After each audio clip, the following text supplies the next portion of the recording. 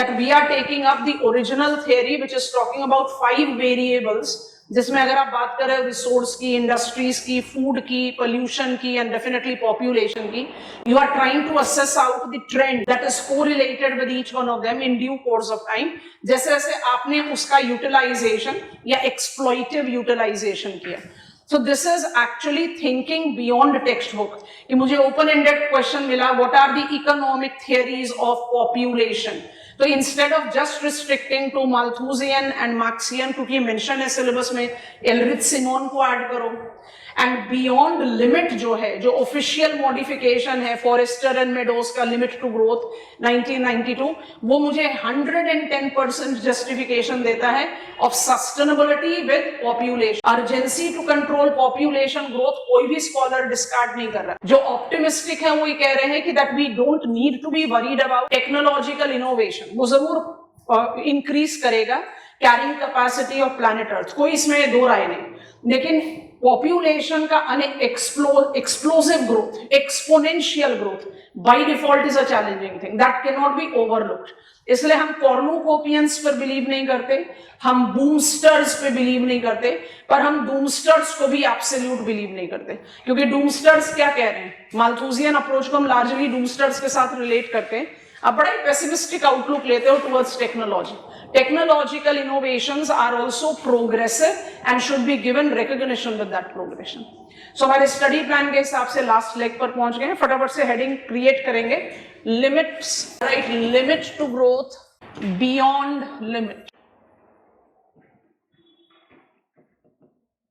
Limit to growth तो definitely older concept है. उसको आपने जब भी अपने आंसर में लिखना है, आपको उसको बियॉन्ड लिमिट के साथ ही एसोसिएट करना है. क्लब ऑफ रोम हम सब जानते हैं. So I am creating the quick pointers, आप उसको एसोसिएट आउट करेंगे. So it is Stockholm conference that marked up the participation of many environmental clubs, where Club of Rome has been the significant participant. Significant isliye because it has created a sort of legacy awareness.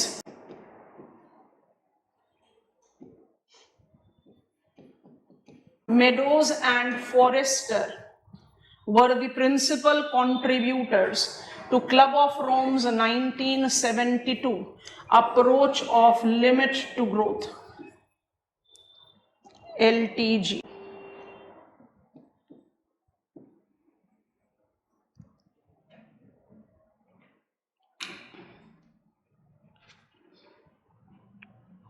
And what is this approach taking into consideration? I am on my diagram. Diagram के base पर इसको study करेंगे. And then after learning it, you will copy it down.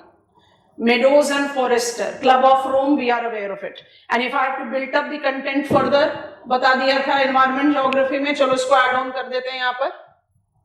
You must be recalling it. We have taken up the reference of this study here. It talked about sustainability and took into reference spaceship. Planet Earth as a spaceship with no external supplies. Everything that you desire is right here for you to mobilize, and everything that you need is to be sustained from here. If you will be exploited, spaceship, no external supplies. पहला की pointer ये है. दूसरा की pointer है, if exploitive growth is practiced, there will be definite, assured is the term, so let me write that. There will be assured devastation of human population. If it is sustainable course of action, you are replenishing what you are utilizing, you are making sure that it has been available, it has been made available for future generation, उसी को तो sustainability बोलते हैं, then only survival will be assured.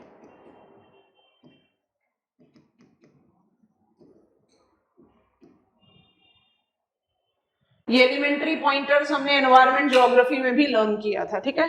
अब इसको थोड़ा सा और बिल्टअप करते हैं ताकि हम इसको कंपैटिबिलिटी दे पाए पॉपुलेशन थ्योरीज के साथ। This much is written, you will give me go ahead. ना बेसिक पॉइंट क्या क्या है, क्लब ऑफ रोम और सियरा क्लब ने हमें क्या दिया था, सस्टेनेबिलिटी। और जो क्लब ऑफ रोम का सस्टेनेबिलिटी है वो किस पॉइंट पर बिल्टअप है कि कंसिडर कि प्लैनेट अर्थ एक स्पेसशिप है और उस स्पेसशिप में बाहर का कोई सप्लाई है नहीं, तो अगर आप चीजों को, जो आपके पास एसेट्स हैं, उनको आप जुडिशियली यूटिलाइज करोगे, उनको रिप्लेनिश करोगे, तो यू विल इंश्योर कि आप सरवाइव करेंगे। अगर आप उसके साथ एक्सप्लॉइटिव डोमेन रखोगे तो वो एग्जॉस्ट होकर इवेंचुअली आपके ही सर्वाइवल को क्वेश्चन करेंगे। This is what is the crux. दूसरी बात जो आप एसोसिएट कर सकते हो क्लब ऑफ रोम के साथ, वो बहुत क्लियरली जस्टिफाइड है that it is talking about that approach which is taking into consideration 5 variables। अब ये 5 variables में population का consideration, food का consideration मुझे compatibility दिला देता है with population theory, so that is important for us to apply। तो Club of Rome का जो एक dimension हमने study किया था environment geography में, आप उसको आराम से add on कर सकते हो to your approach of study। अब ये वाला diagram देखेंगे, इस diagram को थोड़ी देर के लिए assess करेंगे और उसके बाद इस डायग्राम को, क्योंकि बस जो ट्रेंड डिमार्केटेड है उसको जज करना है। तो 1972 का जो क्लब ऑफ रोम का कंसेप्ट है वो प्रोजेक्ट कर रहा है, वो प्रिडिक्ट कर रहा है, और प्रिडिक्शन ईयर 2000, 1972 के लिए 2000 was quite in the futuristic purview, और 2100 जहां पर आप आईपीसीसी का भी, can you recall IPCC's third assessment report talked about climate sensitivity, और क्लाइमेट सेंसिटिविटी में क्या कहा था, इफ वी बिलीव कि हमने अपने ग्रीन हाउस गैसेस का कंसंट्रेशन एटमॉस्फेयर में डबल कर दिया 1990 के लेवल पर, तो क्या क्या चेंजेस आप प्रोजेक्ट कर सकते हो टू बी हैपनिंग बाय 2100, जिसमें हमने कहा था ग्लोबल टेम्परेचर इंक्रीज को प्रोजेक्ट किया था 5.2 degree Celsius and mean sea level rise को 0.9 मीटर्स।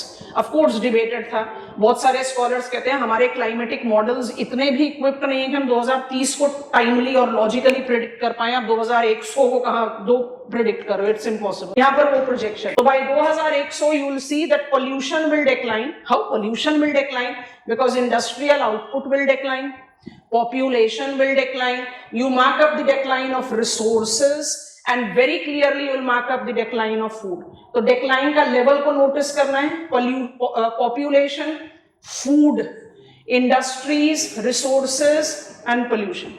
और जो 4+1 फिगर है, कल भी समझा रहे थे, सिर्फ रिसोर्स है जिसको आप राइजिंग एज नहीं दे रहे, पेसिमिस्टिक है ये। Resources are not, they become, as an how you mobilise technological. आप 1900 से 2000 तक रिसोर्स को सिर्फ डिक्लाइन कर रहे हो। We are aware of the fact कि आज की डेट में आप क्रिटिकल मिनरल्स की बात कर रहे हो, आज से 10-12 साल पीछे चले जाओ, क्रिटिकल मिनरल्स कोई बोलता ही नहीं था। Point is that when we take the capacity और when we develop the utilization, आप बहुत सारे नेचुरल एसेट्स को नेचुरल रिसोर्स में कन्वर्ट करते हो, so it is dependent on technology. तो रिसोर्स में एक बड़ा ही पेसिमिस्टिक परव्यू लिया है, और क्लब ऑफ रोम का जो 5 पॉइंटर्स ट्रांजिशन है उसमें आप सब में ये चीज कह रहे हो कि अगर अनकंट्रोल्ड पॉपुलेशन ग्रोथ रहेगा, uncontrolled utilisation of natural assets रहेगा, जैसे रिसोर्स में तो ग्रोथ दिखाई नहीं रहे, फूड प्रोडक्शन में इंक्रीज है, डिक्लाइन है, तो आपने टेक्नोलॉजी को रिकॉग्निशन दिया है, इंडस्ट्रियल आउटपुट में इंक्रीज है फिर डिक्लाइन है, आप टेक्नोलॉजिकल इनोवेशन को जस्टिफिकेशन दे रहे हो। तो एब्सोल्यूट पेसिमिस्टिक नहीं है, बट फिर भी you are saying that if it is unsustainable it will decline, and this decline by default will be applicable to pollution, food availability and of course the population growth that is depicting the। तो एक और line add करेंगे इस diagram के base पे, इस diagram को copy down करेंगे।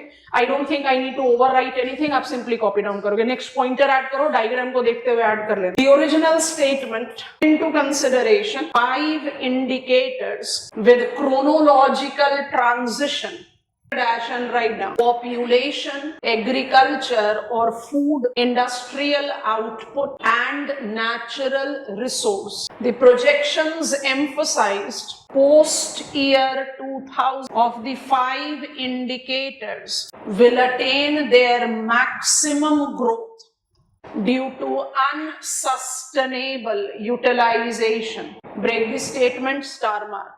Only resource has been projected with consistent decline, dash and write down, projecting their saturation or exhaustion due to increased utilization. बना लिया है, कॉपी डाउन करेंगे डायग्राम को. 1900, 2000, 2100 ट्रेंड का जो क्रक्स है वो हमने लिख लिया है. वही चीज आपको अपने दिमाग में, रिलेटिविटी है, कोई स्पेसिफिक वैल्यू. 4 को आप पीक दोगे पोस्ट ईयर 2000 और डिक्लाइन कर दोगे. सिर्फ रिसोर्स है जो डिक्लाइनिंग ट्रेंड दिखाएगा, डिपिक्टिंग कि जितना आप उसका इस्तेमाल करोगे वो खत्म होता चला जाएगा. तो कहीं तो माल्थूजियन जैसा ही अप्रोच दिख रहा है, पर क्या उतना ही पेसिमिस्टिक है? नहीं, क्योंकि आप एग्रीकल्चरल प्रोडक्शन को, फूड लिखा हुआ है इस ग्राफिकल डायग्राम में, इंडस्ट्रियल आउटपुट को इंक्रीज कर रहे हो. Limit to growth is been mention in economic geography as a separate topic, तो सेपरेटली क्वेश्चन आ सकता है beyond population theories. Then this diagram will be a must, because if you are writing exclusive answer on limit to growth, then you have to construct this version, then you can go to beyond limit. Are we done with it? क्रग समझ में आ गया. Limit to growth, the original theory propounded in 1972 by a participating environmental club in Stockholm Conference, Club of Rome. Limit to growth talked about there is the requirement of sustainability, ascertaining limit to growth. Because in the absence of ascertaining limit to growth, exploitive course of action cannot be abated. अगर आप अपने लिए एक limit set नहीं करोगे कि this is what I want to attain and thereby I'll be content, I'll be happy and I don't want anything beyond, you by default will be somewhere associated with exploitive course. और इस एक्सप्लॉइटिव course में होगा क्या? Devastation. क्यों होगा devastation? Because planet earth is a spaceship. It doesn't come up with any external supplies. आप जितना judicial होगे रिसोर्सेज को यूज करने में, आप उतने लंबे समय तक अपना सर्वाइवल इंश्योर करोगे.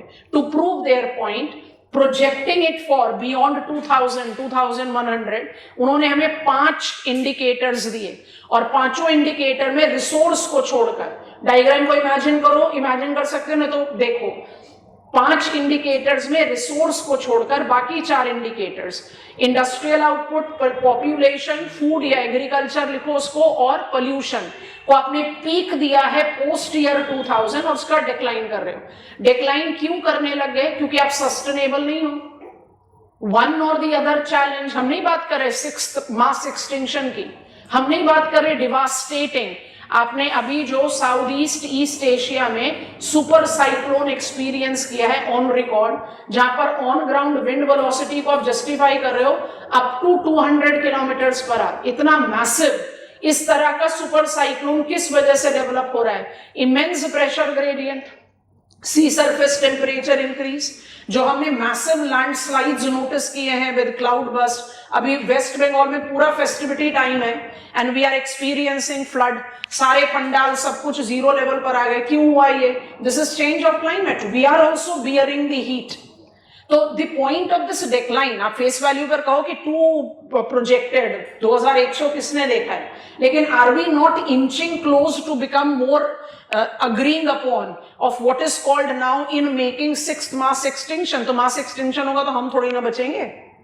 So the point that we are trying to derive is कि थोड़ा सा pessimistic approach दे रहा है, लेकिन it's simply saying that this will happen because it is unsustainable, and if it is sustainable it is not going to happen. जहां मुझे थोड़ा सा point of doubt दिखाई देता है वो दिखाई देता है रिसोर्स में, क्योंकि आप अगर ये भी बोलो कि नॉन रिन्यूएबल रिसोर्सेज हैं, जितना खर्च करोगे खत्म ही होंगे, कहां से रिन्यू होगा आपके लाइफ टाइम में. But then resources do multiply and diversify itself. Non renewable resources exhaust हो सकते हैं बट रिसोर्सेज एग्जॉस्ट थोड़े ना होंगे. So that gives me sort of a pessimistic outlook. So official modification के बारे में अब बात करना है, बहुत इंपॉर्टेंट डोमेन है, समझेंगे और उसके बाद उसके बारे में लिखेंगे. पहले इसको समझो. Official modification of limit to growth, इसको क्या बोलते हैं? Beyond limit. और ये जो बियॉन्ड लिमिट है 1992 का, इसको आप रिलेट आउट करते हो with much overlapping terms from economics. इसमें सबसे इंपॉर्टेंट चीज जो हमें हाईलाइट करनी है वो दीज डॉटेड लाइन, इसको पहले हम हाईलाइट कर देते हैं. इसको एनवायरमेंटल कैटास्ट्रॉफ या आप इसको इकोलॉजिकल लिमिट बोल सकते हो. अब इस डायग्राम को थोड़ी देर ध्यान से देखना. Beyond limit, which is official modification of limit to growth concept, talks about 3 different types of limits.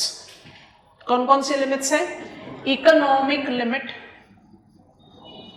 फिर आ गया इकोलॉजिकल लिमिट, ये बिल्कुल एकदम स्टीप राइज वाला पॉइंट दिखा रहा है, और फ्यूटिलिटी लिमिट.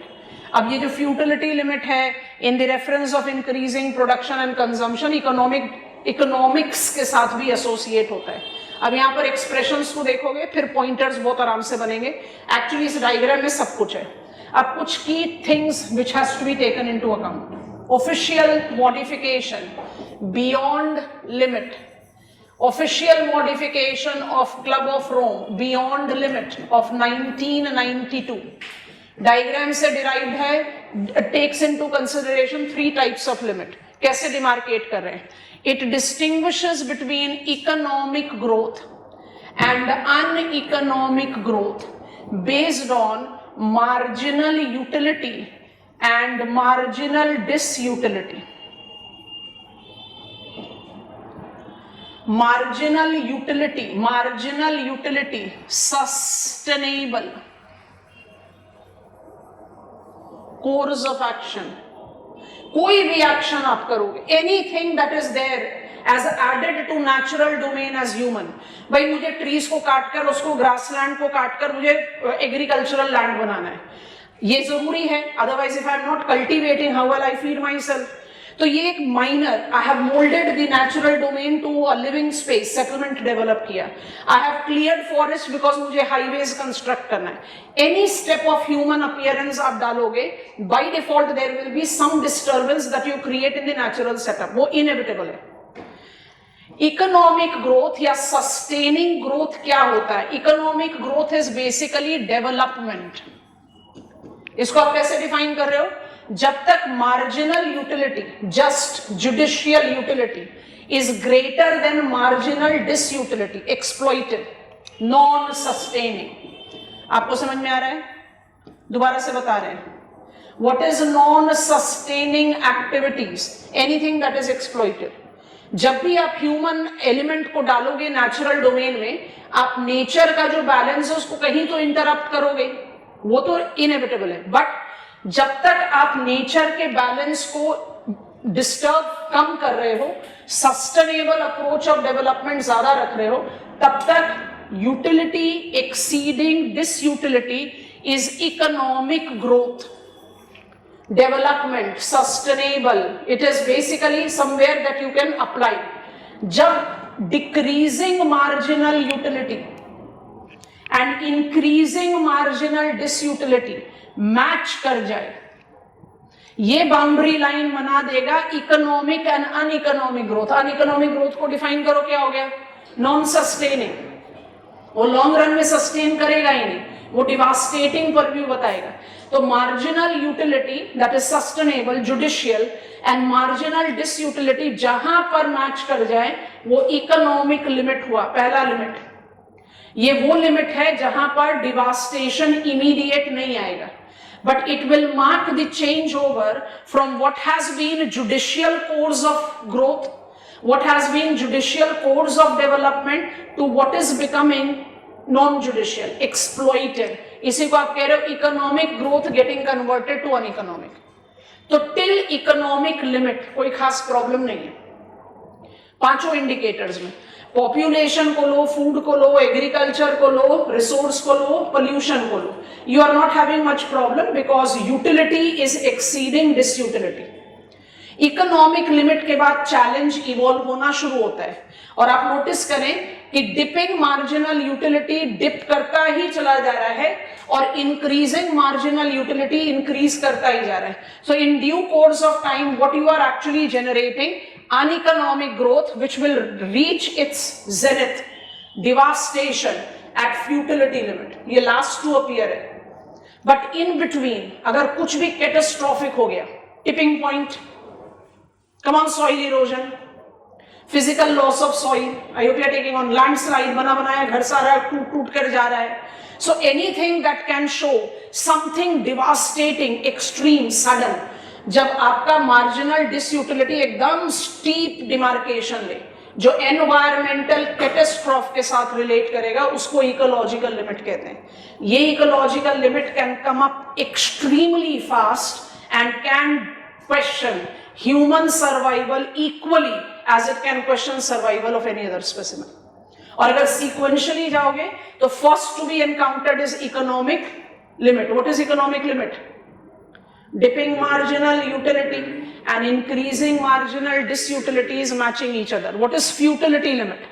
लिमिट खत्म हो गया, ये खत्म होना क्या है 2100, लिमिट टू ग्रोथ, सब कुछ जीरो लेवल पर आ जाएगा. So the modification of limit to growth as beyond limit actually has given us not just futility limit, जो limit to growth में only thing was mentioned, it gives us economic limit and ecological limit as well. Expression समझ में आए हैं? पहले line create करो. Beyond limit as official modification. Beyond limit as official modification of limit to growth. Next point लिखो. It involves three distinctive types of limits to growth that evolves in due course of time, taking into consideration marginal utility. Boldly underline कर लीजिए marginal utility को. एक बार diagram को देख लो. Marginal utility का क्या मतलब है? ब्रैकेट में लिख लो sustainable utilization and marginal disutility. Boldly underline करके ब्रैकेट में लिख लो दैट इज नॉन सस्टेनिंग और अनसस्टेनेबल practices. Next pointer लिखेंगे. The three demarcated limits includes ABC करो. लिखते समय डायग्राम जरा ध्यान से देखते जाना, आराम से समझ जाओगे. Three distinguished limits. A. Economic limit represents, देखिए बच्चे यहाँ पर दो चीजें लिखवा रहे हैं. Economic limit represents that point where decreasing marginal utility and increasing marginal disutility matches with each other, or it denotes that limit that distinguishes economic growth with uneconomic growth. दोनों ही चीजें लिखी जा सकती है, तो लिख लो इकोनॉमिक लिमिट, अंडरलाइन करो, dash डालो, is ideally first to appear. Next denotes balance between marginal utility bracket that declines in due course of time, increasing production and consumption, close the bracket, and marginal disutility that increases in due course of time. ठीक है, last pointer लिखेंगे. This limit denotes the boundary between economic and uneconomic growth. पहले एक बार ना ये तीनों pointers जो आपने इकोनॉमिक लिमिट के लिए लिखा है उसको एक बार रीड कर लो और उसका डायग्राम बनाओ. डायग्राम में कोई भी चीज नहीं छूटेगी, ना तो utility, disutility on vertical scale. तीनों पॉइंट पढ़ो. First to appear, balance between decreasing marginal utility and increasing marginal disutility. Marginal utility decrease क्यों हो रहा है with increasing consumption and production? क्योंकि कुछ तो एक्सप्लॉइटिव होगा। डिसयूटिलिटी क्यों बढ़ रहा है? क्योंकि वो नॉन सस्टेनिंग है। अगर बैलेंस कर गया तो वो इकोनॉमिक लिमिट हो गया। तीसरा पॉइंट क्या कह सकते हैं? Economic limit is distinguish between economic growth and uneconomic growth. अब डायग्राम बनेगा, वर्टिकल स्केल में यूटिलिटी एंड डिसयूटिलिटी है, हॉरिजॉन्टल स्केल में इंक्रीजिंग प्रोडक्शन एंड कंजम्पशन है। बिल्कुल दो स्लांटिंग लाइन बनेगी, एक राइज से फॉल पर जाएगी और एक फॉल से राइज पर जाएगी। जहां पर दोनों क्रिस क्रॉस करें, सबसे पहले उस डॉट को मार्क करो। ये डायग्राम बनाने का ट्रिक है, आराम से बनता है एग्जामिनेशन हॉल में। पहले हॉरिजॉन्टल एंड वर्टिकल फ्रेम तैयार कर लो, अब उसके बाद दो स्लांटिंग लाइंस ड्रॉ करो पूरे फ्रेम में। एक को इंक्रीज से डिक्रीज पर डालो, एक को डिक्रीज से इंक्रीज पर डालो। जहां ये क्रिस क्रॉस कर गए वहां बबल डाल दीजिए और डिवाइड कर दो अपने डायग्राम को दो पार्ट में। कोई जरूरी नहीं है कि वो इक्वल पार्ट में हो, let it be free hand. ठीक है, अब लेबल करो मार्जिनल यूटिलिटी जो राइज से फॉल कर रही है और मार्जिनल डिसयूटिलिटी जो फॉल से राइज कर रही है। आपको डायग्राम समझ में आ गया? जहां आपने सेंटर में इकोनॉमिक लिमिट मार्क किया है, उसके फर्स्ट हाफ में मार्क करो इकोनॉमिक ग्रोथ और सेकेंड हाफ में मार्क करो अनइकोनॉमिक। अब डिमार्केट करेंगे क्रोनोलॉजिकली। जो मार्जिनल यूटिलिटी डिप होते होते होते होते एकदम जीरो लेवल पर पहुंच जाती है, या आप उसको दूसरे तरीके से बोल सकते हो, जब there is maximum gap between dipped marginal utility and increased marginal disutility, उसको आप बोलते हो फ्यूटिलिटी लिमिट। ये लास्ट में आता है। आपका जो ओरिजिनल लिमिट टू ग्रोथ है वो फ्यूटिलिटी लिमिट के बारे में ही सिर्फ बात कर रहा था। Ultimate devastation. और कोई जरूरी नहीं है कि हाफ वे पर डालो, इकोनॉमिक लिमिट के बियॉन्ड एक स्टीप कर्व को राइज करके ecological limit with environmental catastrophe डालेंगे। मतलब ये अनप्रेसिडेंटेड एक्सट्रीम कंडीशन जो इवॉल्व हो जाए, desertification, salinization, landslide, any other natural calamity, जो पूरे के पूरे इकोलॉजिकल निच को डिस्टर्ब कर दे और by default will create challenge for sir. Diagram पकड़ में आ गया ना बिल्कुल आराम से? पहली बार देखने में मुश्किल लगता है, ये चीज आप अवॉइड कर सकते हो। फिगर में ही दिख रहा है, utility is more than disutility, disutility is more than utility, तो दिखाई दे रहा है डायग्राम। टाइम है तो लिख देना एग्जामिनेशन, अभी तो लिख लो रजिस्टर्स में। तो 3 कंसेप्ट्स ऑफ लिमिट्स आ रही हैं बियॉन्ड लिमिट में। पहला हम समझ गए इकोनॉमिक लिमिट। अगर इकोनॉमिक लिमिट रीच कर गए और आपने सस्टेनेबिलिटी इंड्यूस नहीं किया तो फिर बाकी दो लिमिट्स आएंगे। When we are talking about catastrophe then it is ecological limit, limit point, खत्म, सब कुछ खत्म। Devastation, 6th mass extinction, ecological dimension पर जज करे, something which is catastrophic, extreme. Limit cross करना हो, कोई भी कैटास्ट्रोफ हमें उस लिमिट पर ले जाएगा। अभी हम लिखवा रहे हैं, आप समझ जाओगे। फिगर हो गया रेडी? आपका पहला लिमिट क्या आता है? Chronologically economic. लास्ट कौन सा आएगा? फ्यूटिलिटी। बट उसके बीच में एक और लिमिट बता रहे हैं। फ्यूटिलिटी क्या है? जब आपने एकदम एक्सट्रीम अनसस्टेनेबल डोमेन कर दिया। It is more matching with our original theory कि पॉपुलेशन, फूड, इंडस्ट्री, सब कुछ जीरो लेवल पर पहुंच जाएगा। पर उससे पहले एक और लिमिट इवॉल्व हो सकता है, पहले उसके बारे में लिखते हैं। Second in our list, 3 limits have been identified in beyond limit. Write down the name, ecological limit. Underline कर लो, dash डाल लो. Also called ecological catastrophe limit is represented by sharp increase. Sharp, that is sudden. Is represented by sharp, sudden increase in catastrophic environmental conditions. Next, it can trigger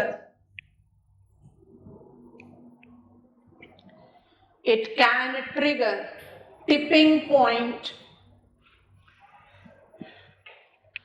or collapse of ecological niche, questioning human survival as well.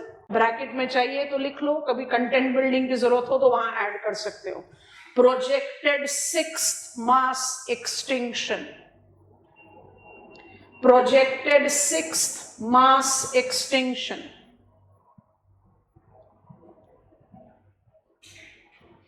ठीक हो गया. Final futility limit. Futility limit underline करो, dash डालो. It corresponds to the original limit to growth. Next point लिखो. It depicts maximum gap. It depicts maximum gap created between marginal utility and disutility.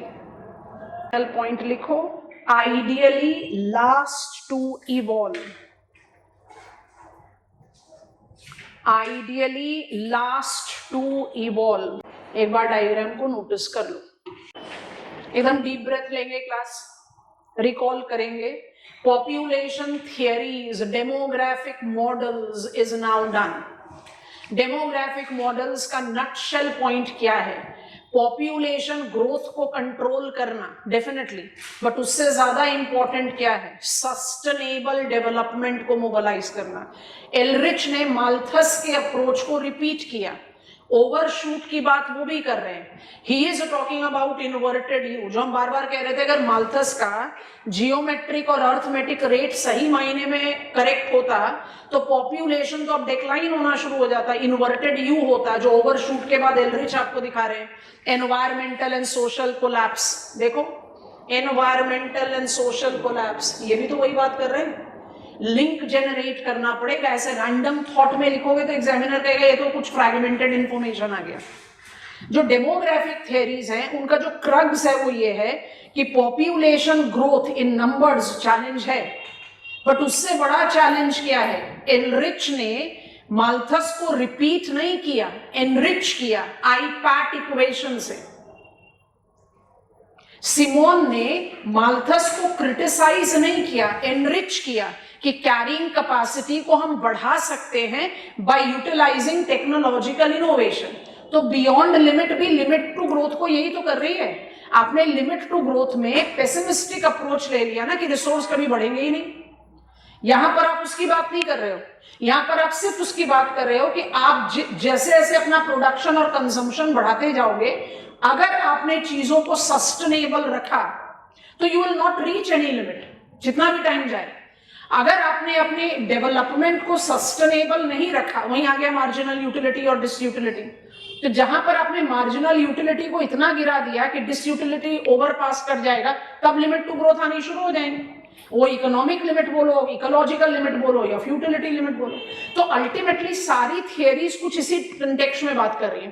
Karl Marx सिर्फ कह रहे हैं more inclusive. तो यहां पर भी क्या आप आउट ऑफ बॉक्स जा रहे हो? नहीं.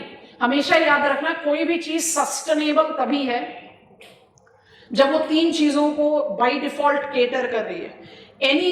Anything that is inclusive, decentralised and diversified is sustainable. Decentralised, centralised होगा तो सस्टेनेबल नहीं होगा क्योंकि वो इंक्लूसिव नहीं है.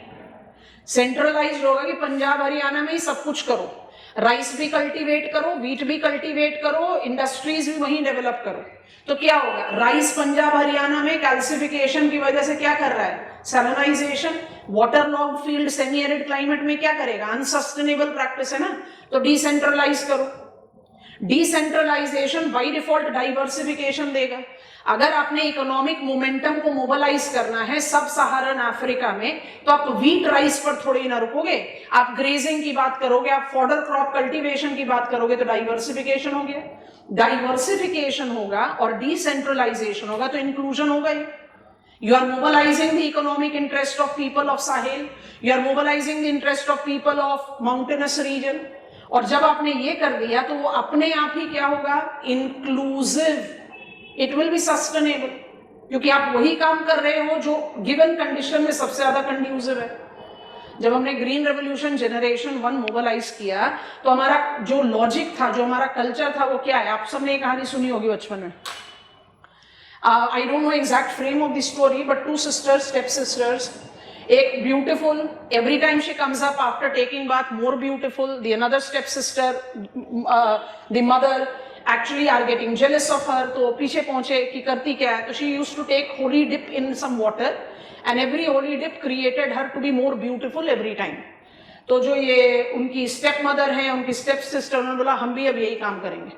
तो step sister went to that pond, took one dip, was beautiful. She said, let me take few more dip, I'll become more beautiful. So she took multiple dips and she became absolutely witch. Green Revolution Generation 1 की कहानी. Pour more, take out more.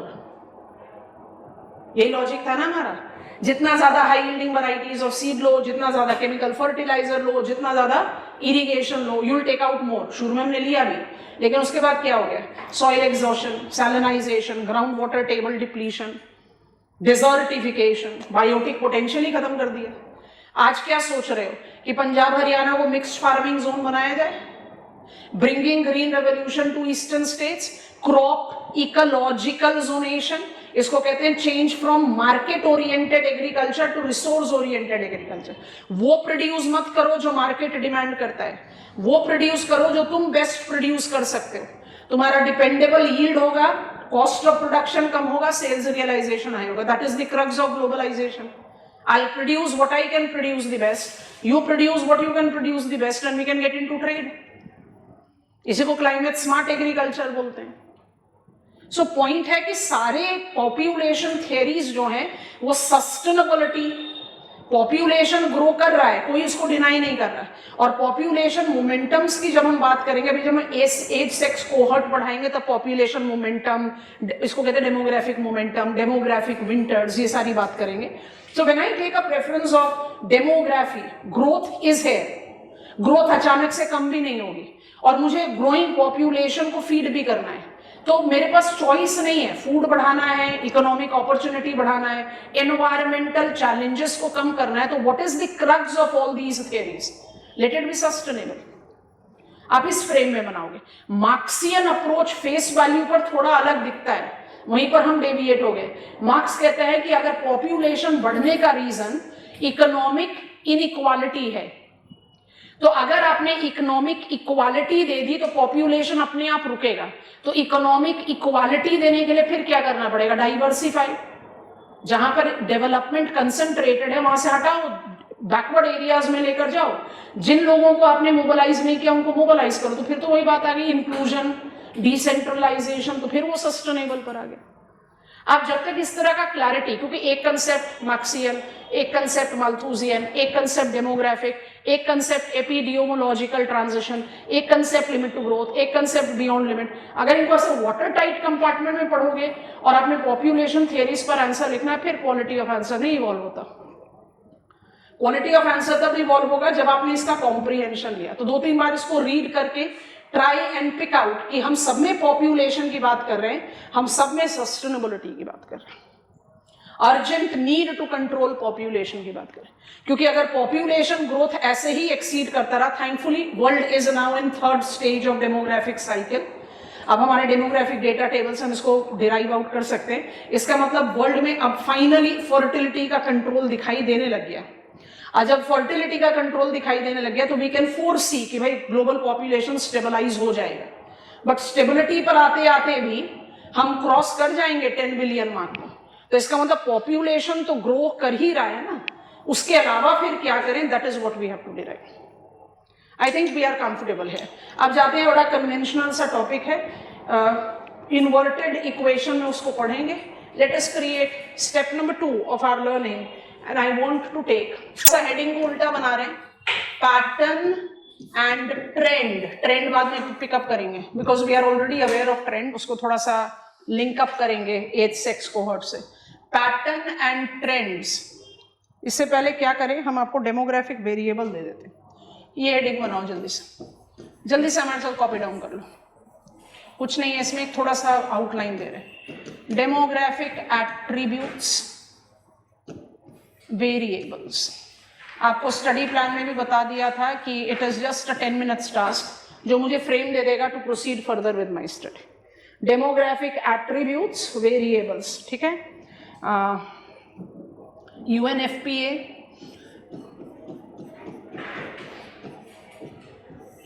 demarcate variables as functional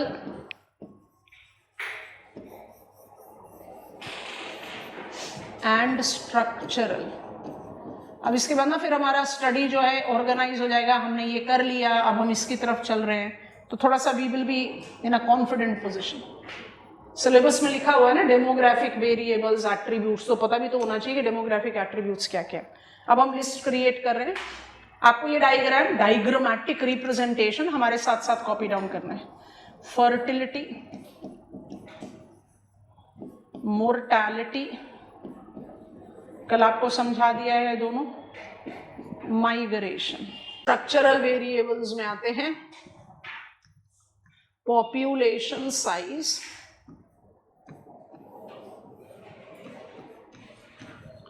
population distribution,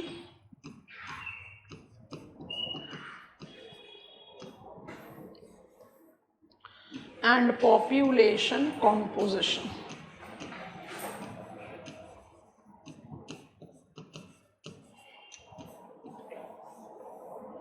population composition को हम further divide कर सकते हैं इन 2 categories. एक होता है एज कॉम्पोजिशन, जिसमें आप young, mature and old 3 population categories लेते हैं ह्यूमन पॉपुलेशन में. young age, mid age and old age. And sex composition, I do understand that many countries of the world have started giving recognition to third gender, but पूरे world में मेरे पास third gender के data की availability नहीं है, इसलिए age sex cohort अभी भी सिर्फ male female age the 2 gender based बनता है. इसलिए हम यहाँ पर सेक्स कॉम्पोजिशन में सिर्फ 2 कैटेगरीज लिख रहे हैं, male and female. There is growing recognition and identification to the third gender as well, but पूरे world wide reference में मेरे पास data available नहीं है. So we take it as male and female to learn out population composition. ये हैं आपके 6 demographic variables, demographic attributes. ये एक दूसरे से relate करते हैं. कैसे, सोचो. मेरा पॉपुलेशन लिख लिया सबने, पेन ड्रॉप करोगे थोड़ी देर के लिए. मेरा पॉपुलेशन कॉम्पोजिशन ऐसा है कि मेरे पॉपुलेशन में मैक्सिमम शेयर मैच्योर है, मिड एज ग्रुप. तो 2 चीजें सोचो, एक्चुअली 3 चीजें सोचो. Mid age group biologically most fertile होता है, mid age group economically most productive होता है, और mid age group geographically most mobile होता है. माइग्रेशन कौन सा पॉपुलेशन करता है? मेजरली तो मिड एज ही करता है. तो अगर आपका पॉपुलेशन का कॉम्पोजिशन मैच्योर मिड एज का है ज्यादा, तो क्या क्या चीजें हो सकती हैं? अगर मिड एज मेजर पॉपुलेशन है तो क्या क्या चीजें हो सकती हैं? माइग्रेशन. समझ में आ रहा है? अगर mid age maximum share of population है तो इसका क्या मतलब है? फर्टिलिटी कंट्रोल्ड है, ज्यादा लोग कम बच्चों को जन्म दे रहे हैं, तो फर्टिलिटी कंट्रोल में आई है. अगर आपका पॉपुलेशन एज कॉम्पोजिशन में सबसे ज्यादा पॉपुलेशन शेयर यंग का है, ये क्या डिपिक्ट करता है? फर्टिलिटी बहुत हाई है. अगर आपका पॉपुलेशन ओल्ड एज पे है तो क्या डिपिक्ट करता है? Mortality in due course of time high होगी. पढ़ चुके हो आप fertility, mortality. If fertility is high, mortality is low, population size has to increase, vice versa has to decrease. If people are in mid age and they are migrating, population distribution has to get altered. आपको बात समझ में आ रही है कि नहीं? माने functional variable tends to determine structural variable and gets determined by it. तो इनके साथ ना cause and effect kind of interrelation. हमने कौन कौन से डेमोग्राफिक वेरिएबल्स अभी तक पढ़ लिए? हमने फर्टिलिटी पढ़ लिया, हमने मोर्टैलिटी पढ़ लिया. अब हम क्या पढ़ने जा रहे हैं? अब हम पढ़ने जा रहे हैं पॉपुलेशन साइज एंड डिस्ट्रीब्यूशन। हम इनको 3 और 4, क्योंकि 6 वेरिएबल मेरी लिस्ट में आ जाने चाहिए। इनको पढ़ने के बाद हम जाएंगे 5 पर, पॉपुलेशन कॉम्पोजिशन पर। कॉम्पोजिशन को ऐड करते ही हम सारा मेजर पॉपुलेशन प्रॉब्लम परव्यू को हैंडल करेंगे। उसके बाद जाएंगे हम माइग्रेशन पर आराम से, क्योंकि माइग्रेशन में थोड़ा सा डेविएट कर देगा हमारे स्टडी से। पॉपुलेशन पॉलिसी क्या है, पॉपुलेशन प्रॉब्लम क्या है, जेंडर डिस्क्रिमिनेशन क्या है, डेमोग्राफिक विंटर्स क्या है, गेरियाट्रिक्स क्या है, एंटीनेटलिज्म क्या है, प्रोनेटलिज्म क्या है, सब कुछ पढ़ पढ़ा कर फिर हम जाएंगे माइग्रेशन पर आराम से। तो अभी हम कौन से 2 वेरिएबल्स ले रहे हैं? Size and distribution. तो क्या पढ़ने जा रहे हैं हम? Global population pattern and trend, distribution and trend. Distribution में साइज भी आ जाएगा, ट्रेंड में ग्रोथ, जे कर्व हम ऑलरेडी जानते हैं, उसमें 2024 का डेटा टेबल इवेंचुअली ऐड करेंगे। पहले एक पैटर्न अंडरस्टैंड कर ले, ज्योग्राफी अल्टीमेटली इज पैटर्न। तो ये दोनों डेमोग्राफिक वेरिएबल ले लें, ठीक है। बढ़ जाते हैं आगे। हम पॉपुलेशन थियरी के बाद अब कहां पहुंच गए? Global population. सिलेबस लिखता है ग्रोथ एंड डिस्ट्रीब्यूशन। हम पढ़ रहे हैं डिस्ट्रीब्यूशन फर्स्ट, उसके बाद ले लेंगे ग्रोथ। इसको आपने कौन से डेमोग्राफिक वेरिएबल्स के साथ रिलेट कर दिया? Population size and distribution. ये लिंक को बिल्कुल मिस नहीं करना है। और डिस्ट्रीब्यूशन को हम क्या कहते हैं? पैटर्न। और ग्रोथ को हम क्या कहते हैं? ट्रेंड। तो हम ये सारी चीजें पढ़ने की तैयारी कर रहे हैं अब इस समय। पहले फोकस लेंगे डिस्ट्रीब्यूशन पर, उसके बाद फिर फोकस लेंगे ग्रोथ पर। सो हम थोड़ा सा ज्योग्राफिकल एज ले रहे हैं ताकि ग्लोबल डेटा टेबल को हम इजीली कॉम्प्रिहेंड कर पाए। तो we want to take up the population distribution first, ताकि जो ग्रोथ पैटर्न में change of the countries list है हम उसको थोड़ा आराम से जज आउट कर पाए। सो when I talk about global population distribution, मेरा की पॉइंटर जो है वो क्या है? That global population is highly uneven in its distribution। जो डिस्ट्रीब्यूशनल पैटर्न है वो बहुत अनइवन है, और ये जो अनइवन डिस्ट्रीब्यूशनल पैटर्न है ये बेसिकली किसके साथ रिलेट आउट कर रहा है? ये रिलेट आउट कर रहा है डिफरेंट कैरिंग कैपेसिटी के साथ। कैसे जज करते हैं? Due to different carrying capacity. हमारे साथ लिख लो,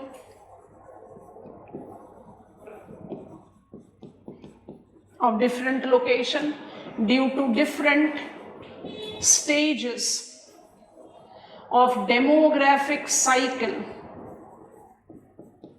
thus population size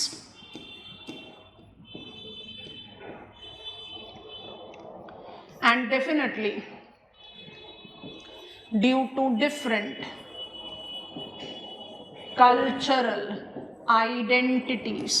actually cultural identities को रिकॉल करो, डेमोग्राफिक ट्रांजिशन मॉडल के कॉजेटिव एलिमेंट में ऐड कर सकना। एक जनरल रूल क्या है? जितना फीचरलेस लोलैंड रहेगा, फीचरलेस लोलैंड, एक जनरल रूल। आप plains versus plateau versus mountain, एक जनरल कंपैरिजन लो, तो आपके हिसाब से पॉपुलेशन सबसे ज्यादा कहां कंसंट्रेटेड होगा? प्लेन्स में। जैसे जैसे हाइट बढ़ाते जाओगे carrying capacity of the location को घटाते जाओगे, ठीक है। अब अपनी मैप की नॉलेज को अप्लाई करो। प्लेन्स में पॉपुलेशन को सबसे ज्यादा होना चाहिए। वेस्ट साइबेरियन प्लेन, प्लेन ही तो है, पहुंच गए? वेस्ट साइबेरियन प्लेन, प्लेन ही तो है।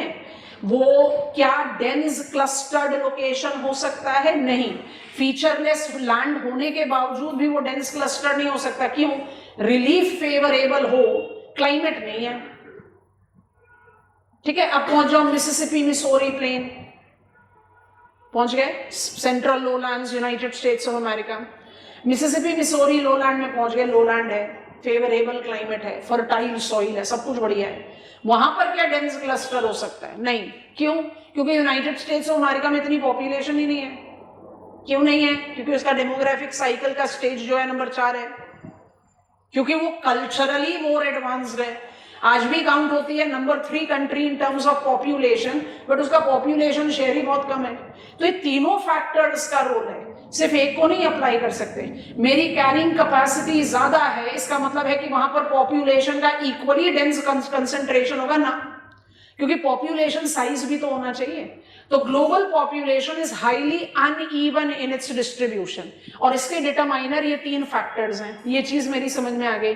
खाली एग्जामिनर को ये बोल दो कि अनइवन है तो एग्जामिनर थोड़े ना कन्विंस होगा, प्रूफ करते हैं उसको। तो जब अनइवन की बात करके हम टोटल पॉपुलेशन की बात करते हैं, यहां पर आपको एक डेटा टेबल दिखाएंगे। जब हम टोटल पॉपुलेशन की बात करते हैं, क्योंकि हमारे पास डेटा टेबल का मॉडिफिकेशंस है जो कंपैटिबिलिटी के साथ नहीं जाता with many of the country, specially our country also, because हमारे पास अभी क्या नहीं है, 2021 डेटा टेबल नहीं है, तो थोड़ा सा इनकम्पैटिबिलिटी बनेगा, बट फिर भी हमें इसको लर्न करना है। तो देखिए जरा ध्यान से, 2024 का डेटा प्रोजेक्शन है, और 2024 के डेटा प्रोजेक्शन में इंडिया, थोड़ा सा जूम अप कर दें, आप यहां पर देखो, ये दिखाई दे रहा है, समझ जाओगे। Which are the countries that are identified with maximum share of global population? Count करना शुरू करो। नंबर 1, नंबर 2, नंबर 3, अलास्का का लड़ है साथ में, यूनाइटेड स्टेट्स ऑफ अमेरिका का हिस्सा है।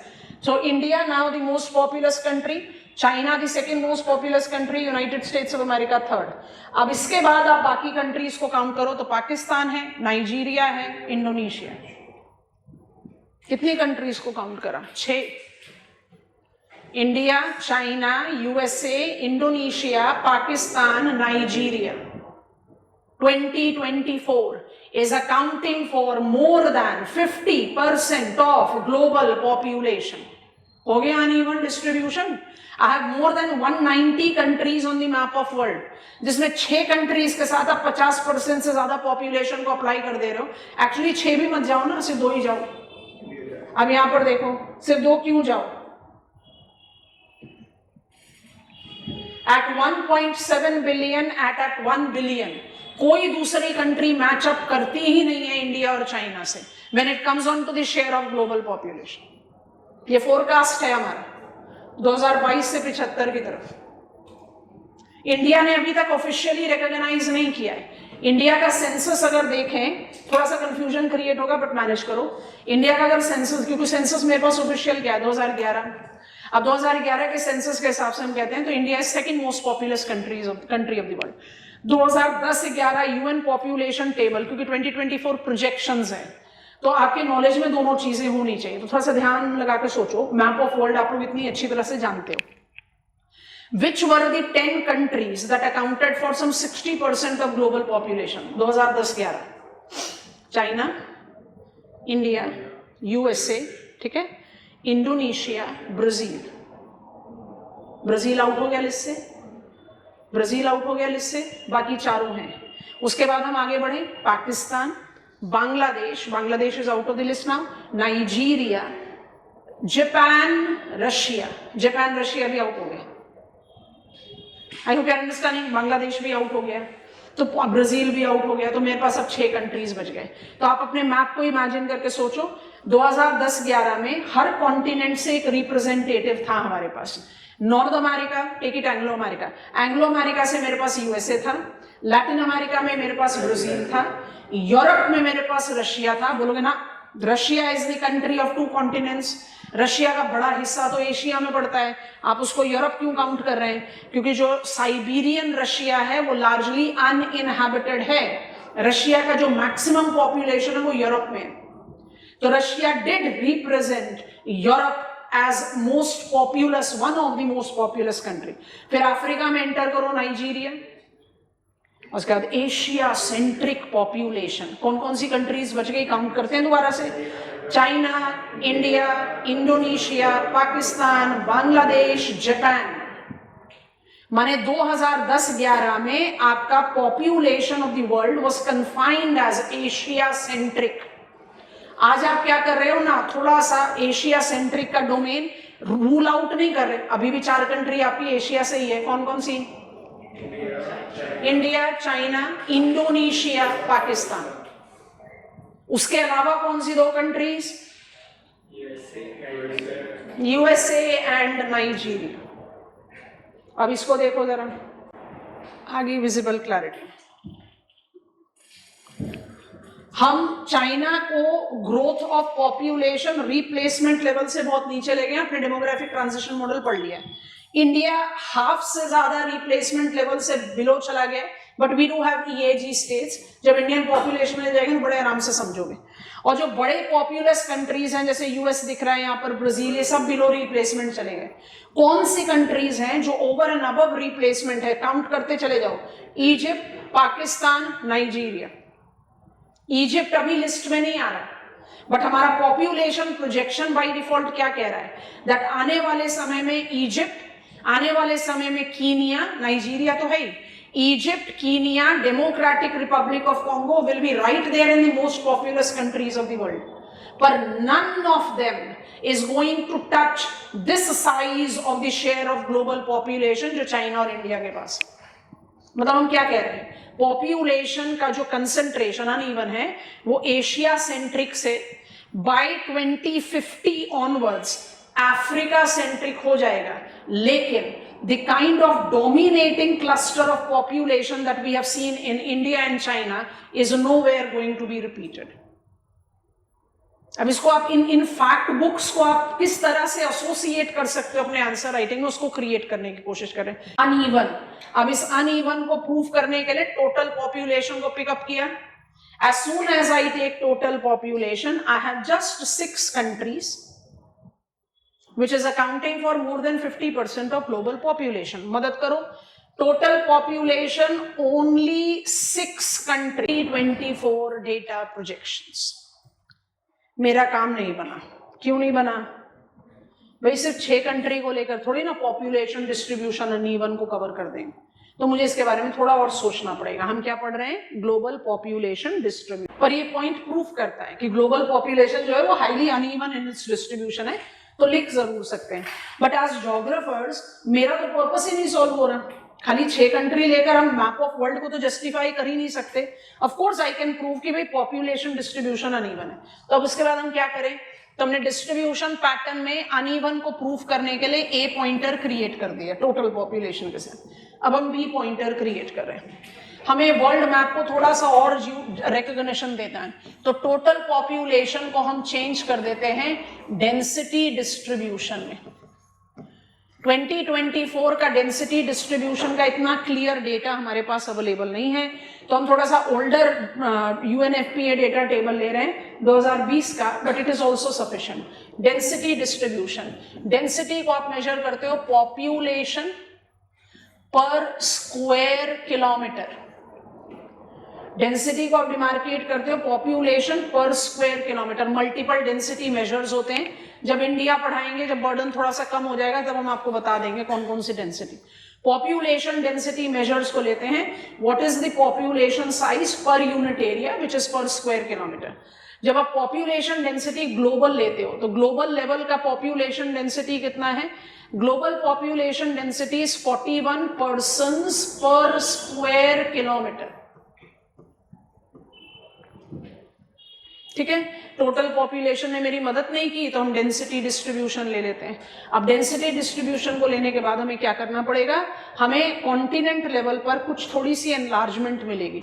तो when I take continent level global density को कंसिडर करके, तो हम क्या नोटिस करते हैं? सारे वैल्यूज याद नहीं भी रखो, बट एक पैटर्न दिमाग में क्लियर हो जाना चाहिए। तो I take Asia and I take Europe. Asia की population density 108 persons per kilometre square और यूरोप की 101 पर्सन्स पर किलोमीटर स्क्वायर। ये दोनों डेंस क्लस्टर्ड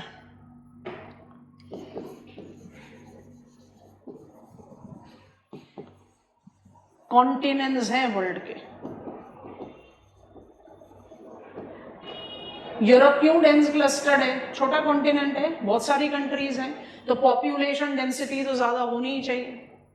इसलिए याद करो यूके वर्सेस यूएसए जब पढ़ रहे थे, when we were taking a preference of Protestant Christianity हाथ एंड डेस्टिनेशन, तो क्या कहा था? UK is intensive culture and USA is extensive culture. Land man ratio को जस्टिफाई करते हुए वो प्रूव हो गया यहाँ पर। अच्छा, इसके अलावा मेरे पास कौन कौन से हैबिटेड कॉन्टिनेंट्स हैं, अब जरा ध्यान से नोटिस करते जाना।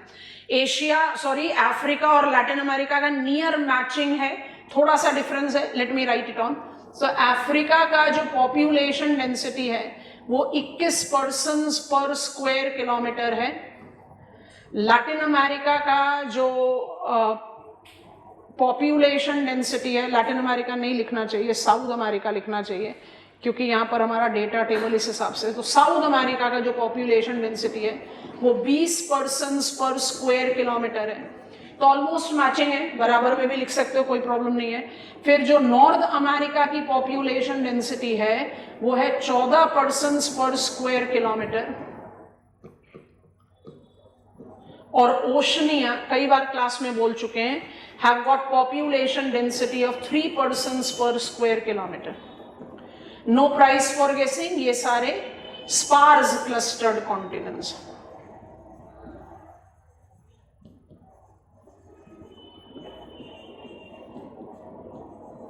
अब देखें, आपने एग्जामिनर को ये सेकंड स्टेप ऑफ डेटा दिया तो आपने प्रूव कर दिया भाई पॉपुलेशन जो है वो हाईली अनइवन है ना, पॉपुलेशन डिस्ट्रीब्यूशन जो है वो बहुत अनइवन है। मैंने थोड़ा सा ज्यादा एनलार्जमेंट भी ले लिया, सिर्फ 6 कंट्री के बजाय सारे हैबिटेड कॉन्टिनेंट्स को टच कर लिया, लेकिन ये भी मुझे फुल डायमेंशन या full understanding of map of world नहीं दे रहा। दो it is proving again my point, तो छोड़ेंगे बिल्कुल भी नहीं। डेंसिटी डिस्ट्रीब्यूशन को अप्लाई करके I am in a better position of comprehending global population distribution pattern at least as continental level, where I can say. और डिफरेंस देखो बहुत ज्यादा है। अगर आप ग्लोबल पॉपुलेशन डेंसिटी को 41 पर्सन राउंड ऑफ भी कर दो, 40 पर्सन पर स्क्वायर किलोमीटर लेते हो, तो एशिया और यूरोप में मोर देन 100 पर्सन है, और Latin America, I am sorry, south America, Africa में 20, माने बिल्कुल आधा of the global average. So comparison है ही नहीं, इट्स इमेंसली अनइवन। तो मेरी नॉलेज ऑफ पॉपुलेशन डिस्ट्रीब्यूशन थोड़ी सी और बढ़ी, लेकिन मुझे थोड़ा और एक्सप्लोर करना है। अब आ गए हम टेक्निकल लेवल पे, part number C, flow chart create कर रहे हैं, हमारे साथ साथ लिखो। जब हम मैप ऑफ इंडिया में होते हैं तो हम क्या करते हैं, करेंगे ये मैप ऑफ इंडिया में 2011 सेंसस के हिसाब से। जब आप किसी एक कंट्री में होते हो तो आपने स्केल एनलार्ज कर दिया। स्केल एनलार्ज करके आप क्या करोगे भाई, इंडिया में पॉपुलेशन डेंसिटी डिस्ट्रीब्यूशन जो है वो एडमिनिस्ट्रेटिव यूनिट बेस्ड पर आती है। मतलब what is the population density of Punjab, what is population density of Uttar Pradesh, ऐसे। तो आप क्या करते हो, एक कंट्री को पिकअप करके आप क्या बोलते हो, dense clustered location, moderately clustered location, sparse clustered location, और उसको आप किस तरह से डिमार्केट करते हैं, on the basis of what is the countries average. तो जब आप एक कंट्री के लेवल पर हो तो आप सब कैटेगराइजेशन ज्यादा आराम से कर सकते हो। जब आप ग्लोबल लेवल पर हो तो ये काम करना थोड़ा मुश्किल है। आप थोड़ी ना कह सकोगे countries that are dense clustered, तो क्या आप 1 2 3 4 190 कंट्रीज प्लस को अप्लाई करोगे, नहीं। यहाँ पर थोड़ा सा ज्योग्राफिकल एज ऐड होता है, and there we are learning some new terms. तो सी पॉइंटर पर आगे जो सबसे क्रूशियल पॉइंटर है to make me understand distribution of global population. So I am creating flow chart. यहाँ तक सब क्लियर है, छोड़ना किसी पॉइंट को नहीं है अगर आप आंसर लिख रहे हो, distribution of global population. So I am at step C. Step C को क्या बोलते हैं, population density distribution as population realms of world. Population realms या रीजन्स ऑफ वर्ल्ड, क्योंकि कंट्री बाय कंट्री नहीं पढ़ा जा सकता मैप ऑफ वर्ल्ड में।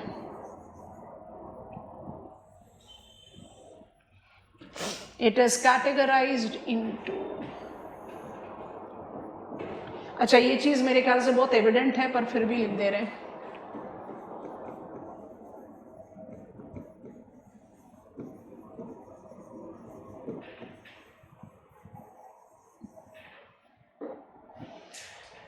जो पॉइंटर्स लिखते जा रहे हैं उसको आप कॉपी डाउन करते जाओ, फिर मैप ऑफ वर्ल्ड में फटाफट से समझाएंगे।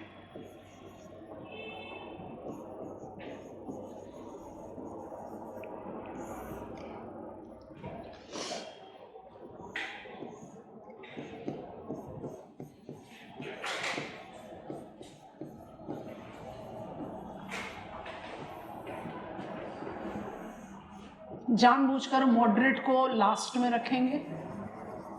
आप एग्जामिनेशन में आंसर लिखते समय sequence dense, moderate and sparse कर सकते हो, पर यहाँ लर्निंग में थोड़ी सी आसानी होती है।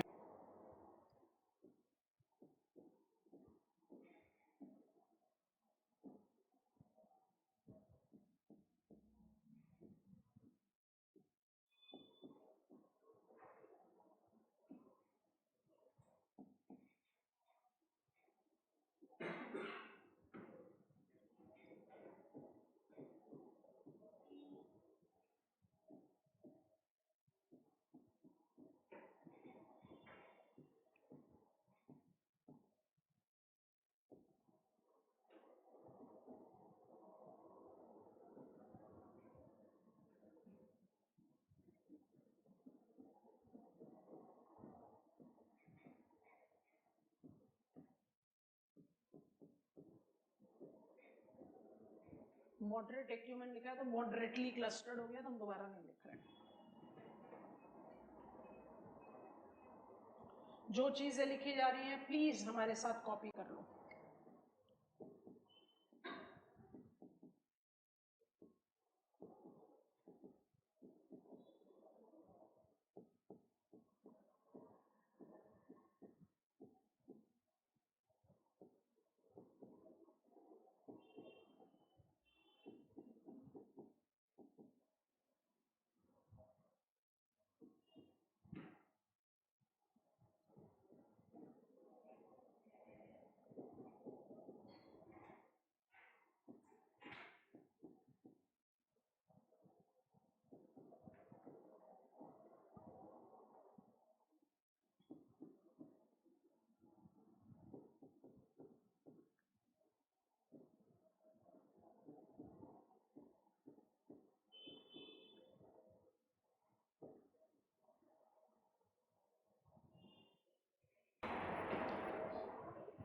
वर्ल्ड मैप कितना आसान हो जाएगा खुद से देखो। 4+4 versus rest of the world, हो गया ना आसान। ये नाम नेम्स हमने लिया है Eratosthenes, Greek scholar, father of geography. We are inching closer to learn geographical thought.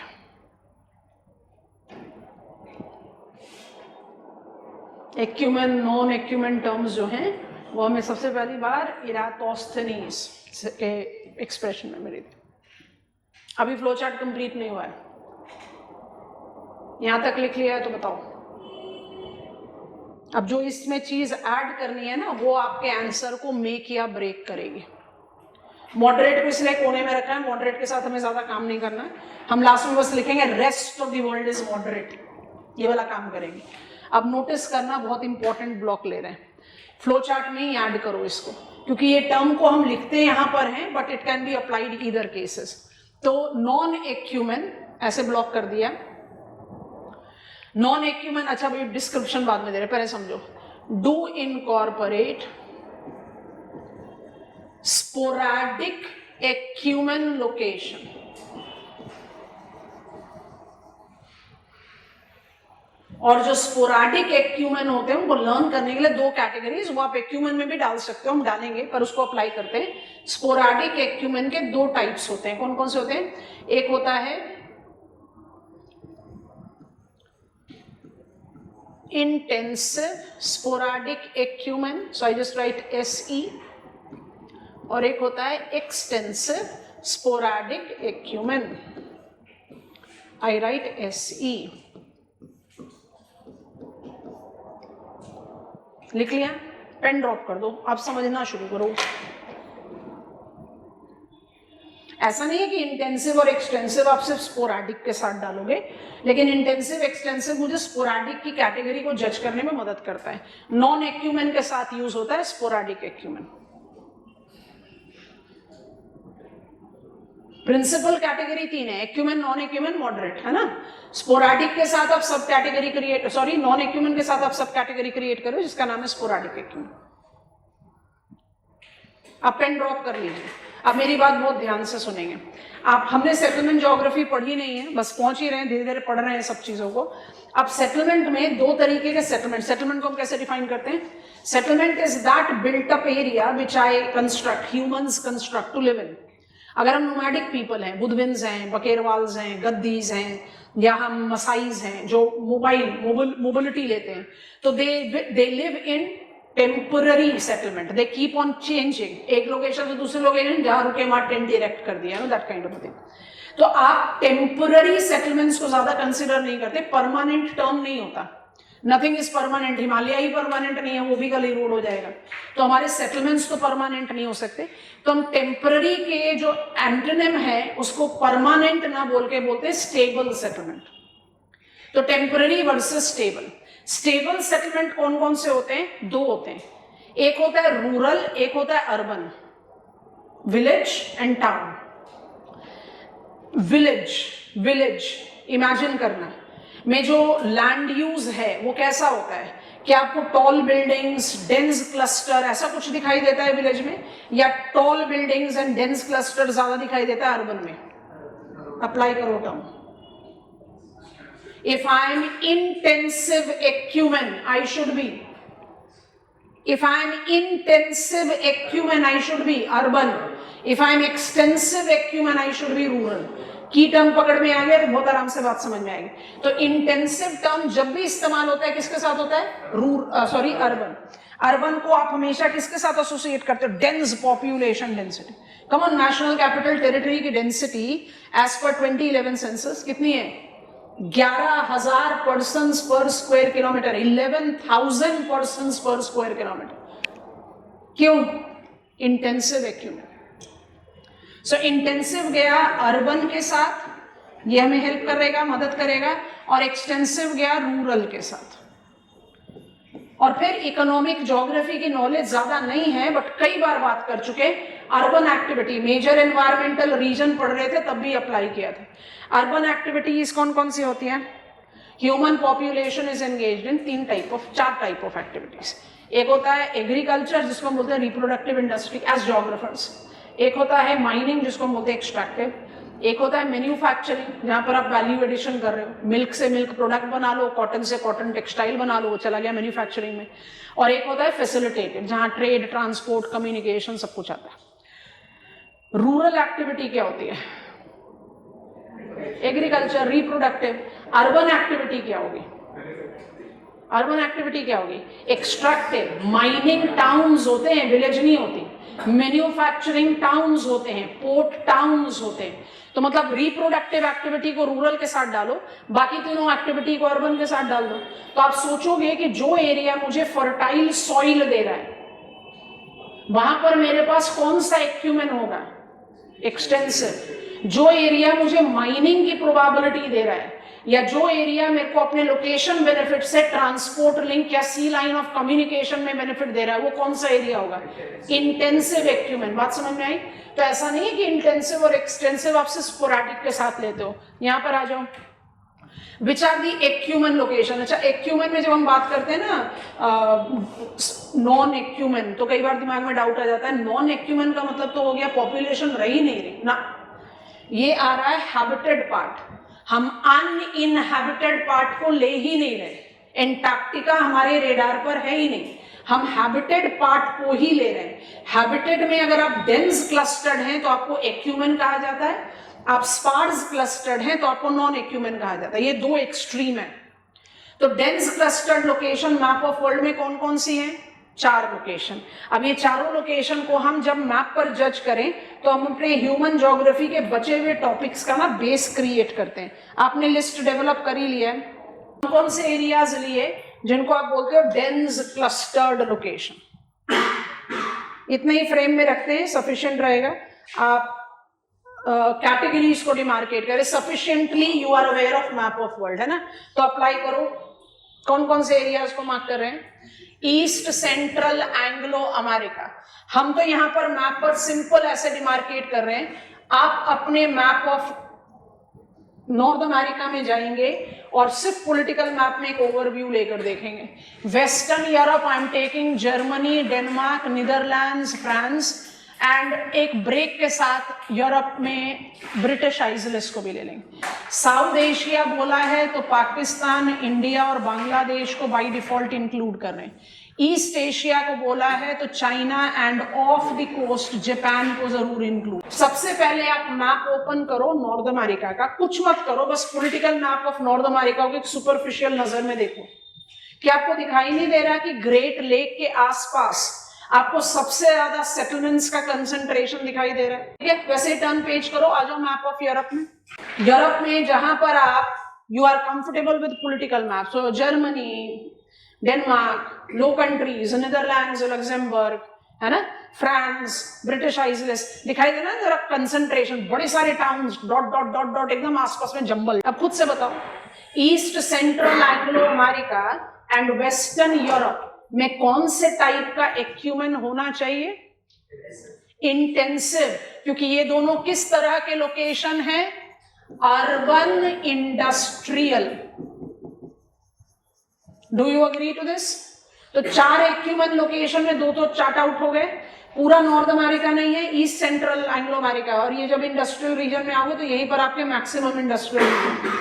Great Lake of Canada, New England, Mid Atlantic, Pittsburgh, Detroit, सारे सब कैटेगरीज को आप अप्लाई करते हो इन दिस लोकेशन, तो you will get enrichment as we proceed. अब जरा इस पार्ट ऑफ द वर्ल्ड में आ जाओ।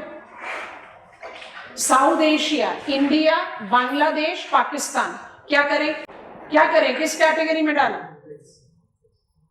एक्सटेंसिव। इंडिक कल्चर को किस में डाला था? Rural agrarian. साउथ एशिया तो हो गया extensive ecumene. Are you understanding it class? East Asia combination में जाएगा। चाइना का अर्बनाइजेशन लेवल 40% है, जापान का अर्बनाइजेशन लेवल 80% है। तो अगर जापान बोलोगे तो बोलना पड़ेगा इंटेंसिव, बट चाइना बोलोगे तो बोलना पड़ेगा extensive. I hope you are understanding. So East Asia combines both. आगे बात समझ में, अभी अर्बनाइजेशन लेवल्स की बात करेंगे। 2010-11 का टेबल को कंपेयर करें, क्योंकि उसी के बेसिस पर कंपेयर करना पड़ेगा। तो इंडिया का अर्बनाइजेशन लेवल है 31%, और उस समय चाइना का अर्बनाइजेशन लेवल था 39%। तो बैक टू बैक ही चल रहे हैं। बट जापान का urbanisation level more than 80%। What is urbanisation level? Urbanism and urbanisation same term नहीं है।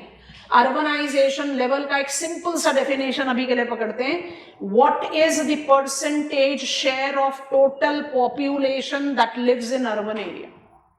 तो अगर मेरे कंट्री में 30%, राउंडेड ऑफ 31% है, 30% of total population lives in urban area, तो मेरा पॉपुलेशन डोमिनेंटली क्या है? रूरल है। रूरल एक्टिविटी क्या है? अग्रेरियन है।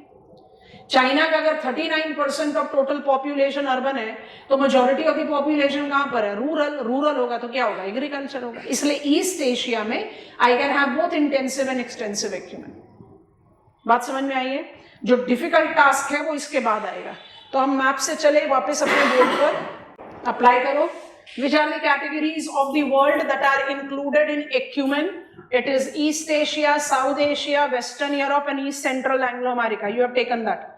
And when I take their categories or their characteristics, I'll say this is wholesome. और हम इसको प्रूव करेंगे जब हम आगे बढ़ेंगे अपनी स्टडी में with settlement and industries. This is wholesome. आगे बात समझ में, और आप इस तरह से पॉइंटर्स को एनरिच कर सकते हो। And what is East Asia? Carrying capacity favorable है, population density concentrated है. These are the 4 areas of the world that have got dense cluster of population.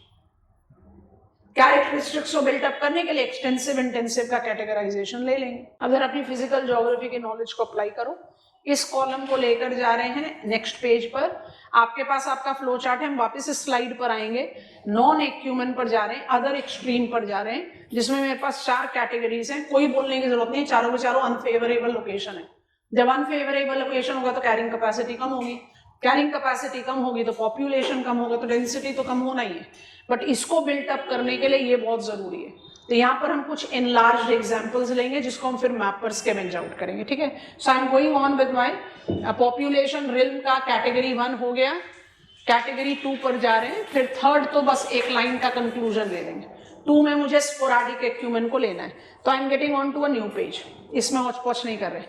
तो जो मेरा कैटेगरी नंबर 2 है उसको आप बोल रहे हैं non acumen.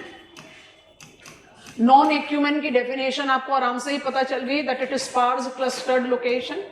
And why it is sparse clustered? It is because it has got lesser carrying capacity. Why there is less carrying capacity? Less carrying capacity is because of unfavorable climate and unfavorable relief. Unfavorable climate की अगर हम बात कर रहे हैं तो मेरे 3 location यहाँ पर जस्टिफाई हो रहे हैं, तीनों को लिख रहे हैं 1 by 1. पहला है मेरा, I don't want to write it as 1 2 3. Let me write it this way. पहला है मेरा rain forest.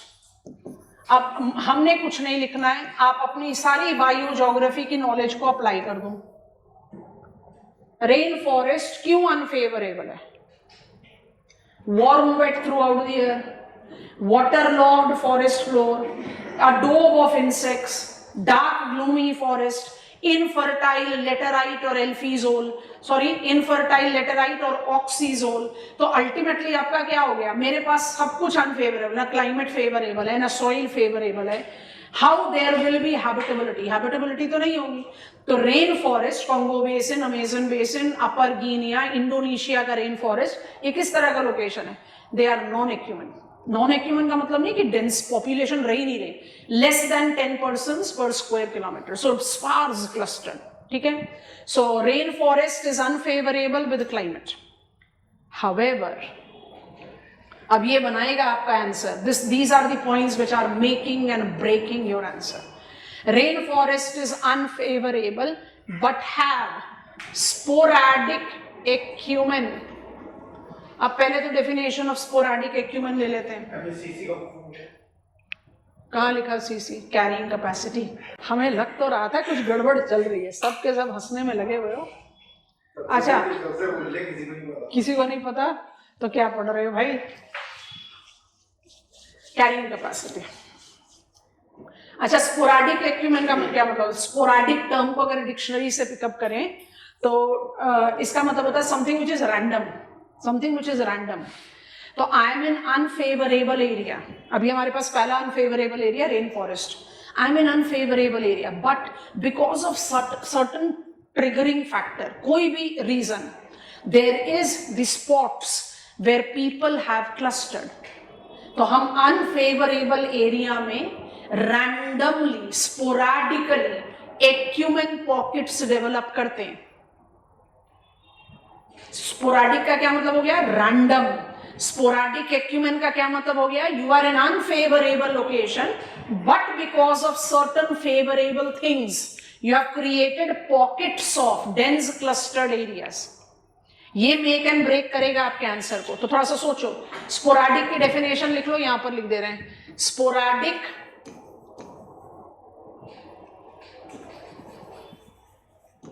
Is random that denotes dense clustered. कोई जरूरी नहीं कि हमेशा एकदम 100 persons per square kilometer हो. विद इन कोट्स लिख दिया dense, मतलब it is denser than what is the normal unfavorable. Dense clustering within unfavorable locations. Unfavourable locations को आपने किस कैटेगरी में डाला है? नॉन एक्यूमेन में. डिटरमाइनर कुछ भी हो सकता है और वो कुछ भी हम प्रूव कर रहे हैं. तो मेरा रेन फॉरेस्ट अनफेवरेबल है because of unfavourable climate, but यहां पर मुझे स्पोराडिक एक्यूमेन मिलते हैं. अब एग्जांपल्स ले रहे हैं, ठीक है. स्पोराडिक एक्यूमेन में आप पकड़ो मीकोंग डेल्टा. स्पोराडिक एक्यूमेन में आप पकड़ो जावा आइलैंड, जो ब्लैक अलूवियल सॉइल रीजन है, और इसको बॉक्स कर दो. उसके बाद आप पकड़ो सिंगापुर, सिटी कंट्री, बिल्कुल एकदम हार्ट ऑफ इक्वेटोरियल बेल्ट में है. समझ में आ रहा है कि नहीं? अच्छा, मुझे बता दो कि मुझे इनके साथ क्या लिखना चाहिए. ये स्पोराडिक एक्यूमेन के लोकेशंस हैं. ये स्पोराडिक एक्यूमेन के लोकेशन है. कुछ और एग्जांपल भी ले सकते हो, आपकी स्टडी में आ चुके हैं ये. I hope you all will recall. Manaus, याद आया? नाम कहीं सुना है, क्लास में सुना है, चैनलाइजेशन के लिए सुना है। जब नेग्रो रिवर अमेजन से कन्फ्लुएंस करती है, वहां पर एक टाउन है, उसका नाम है मनोस, उसके डाउन स्ट्रीम में हमने पूरे अमेजन को चैनलाइज कर दिया है। Manaus is a tropical timber collection center, gold mining center, and now is a commercially strong port town of North Atlantic, Atlantic trade route, north के लिए गलत रहेगा। अब मेरी मदद कर दो भाई जल्दी से। हमने आपको 4 एग्जाम्पल्स दिए, आप एग्जाम्पल्स और बहुत सारे ले सकते हो। इन दोनों को किस कैटेगरी में डाला जाए? शाबाश, एक्सटेंसिव स्पोराडिक एक्यूमेन। और इन दोनों को किस कैटेगरी में डाला जाए? Intensive sporadic ecumene. City country क्या? Strait of Malacca, port of call. Singapore ने अपना इकोनॉमिक करियर 1970s में शुरू किया। 70s में Singapore was reeling under immense hunger, poverty. सुन के इतना अजीब लगता है। 50 साल के अंदर अंदर Singapore is a developed economy. और कंट्री के पास क्या है? लैंड भी नहीं। Straight of Malacca, locational benefit. ये बात समझ में? ये पॉइंट और एग्जांपल्स बहुत सारे हैं। आप जैसे जैसे सिलेबस ह्यूमन ज्योग्राफी का कवर करोगे, आपको बहुत सारे और एग्जांपल्स मिलेंगे, but I think these are the important ones जिसको आपको मिस नहीं करना चाहिए। अच्छा, इसी कंटिन्यूटी में सेकेंड को ऐड कर देते हैं। हमने लिखा desert. Deserts are also unfavorable location because of unfavorable climate, है ना? कोई भी एग्जाम्पल ले लो, सहारा डेजर्ट ले लो, अरेबियन डेजर्ट ले लो, गोबी डेजर्ट ले लो, सेंट्रल एशियन डेजर्ट ले लो। Unfavorable climate. Why? Carrying capacity is not there, evaporational losses more than precipitational gain, aridity सारे साल भर रहती है, soil fertile तो है पर पानी की कमी है, desert soil is fertile, come on pedicol, serosem, fertile है लेकिन पानी की कमी है, coarse textured है, overall conditions are not favorable, you can build up there. अब इसके आगे क्या करना है? But have sporadic acumen. अब मेरा पहला एग्जाम्पल स्पोराडिक एक्यूमेन के लिए आया। अब हम सब रैंडमली पिकअप कर रहे हैं एग्जाम्पल्स को, खैर बहुत सारे।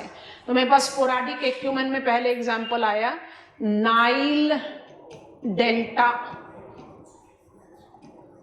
दूसरा एग्जाम्पल आ गया इंडस। इंडस को तो हटा दो, Pakistan already dense clustered list में, बेकार क्यों कंफ्यूजन क्रिएट करना।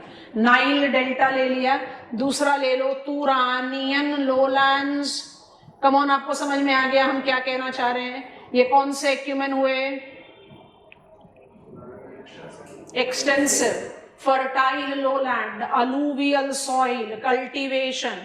नाइल का तो पूरा बेसिन, सूडान से लेकर इजिप्ट तक, long staple cotton wheat cultivation. आप हो तो डेजर्ट में, सहारा डेजर्ट में, but you are having favourable availability. तो ये हो गया एग्जांपल ऑफ एक्सटेंसिव एक्यूमेन।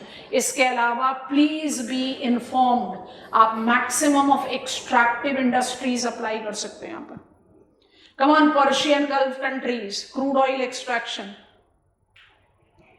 कुछ सेंटर्स पिकअप कर सकते हैं, या Port Said and Suez, Suez canal route, तो हम उसको ऐड कर रहे हैं। तो हम यहाँ पर डेजर्ट के साथ अब इंटेंसिव एक्यूमेन को ऐड करना चाह रहे हैं। तो इंटेंसिव एक्यूमेन में हम क्या कर रहे हैं? अभी आपको नाम नहीं दे देते हैं कुछ नाम। रास तनूरा,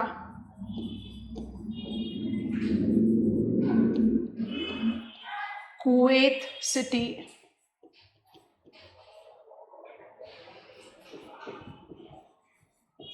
कालगूरली। रास्तनोरा सऊदी अरेबिया में, कुवैत सिटी कुवैत में है, कारगुरली ऑस्ट्रेलिया में है। This is for gold and these two are for crude oil.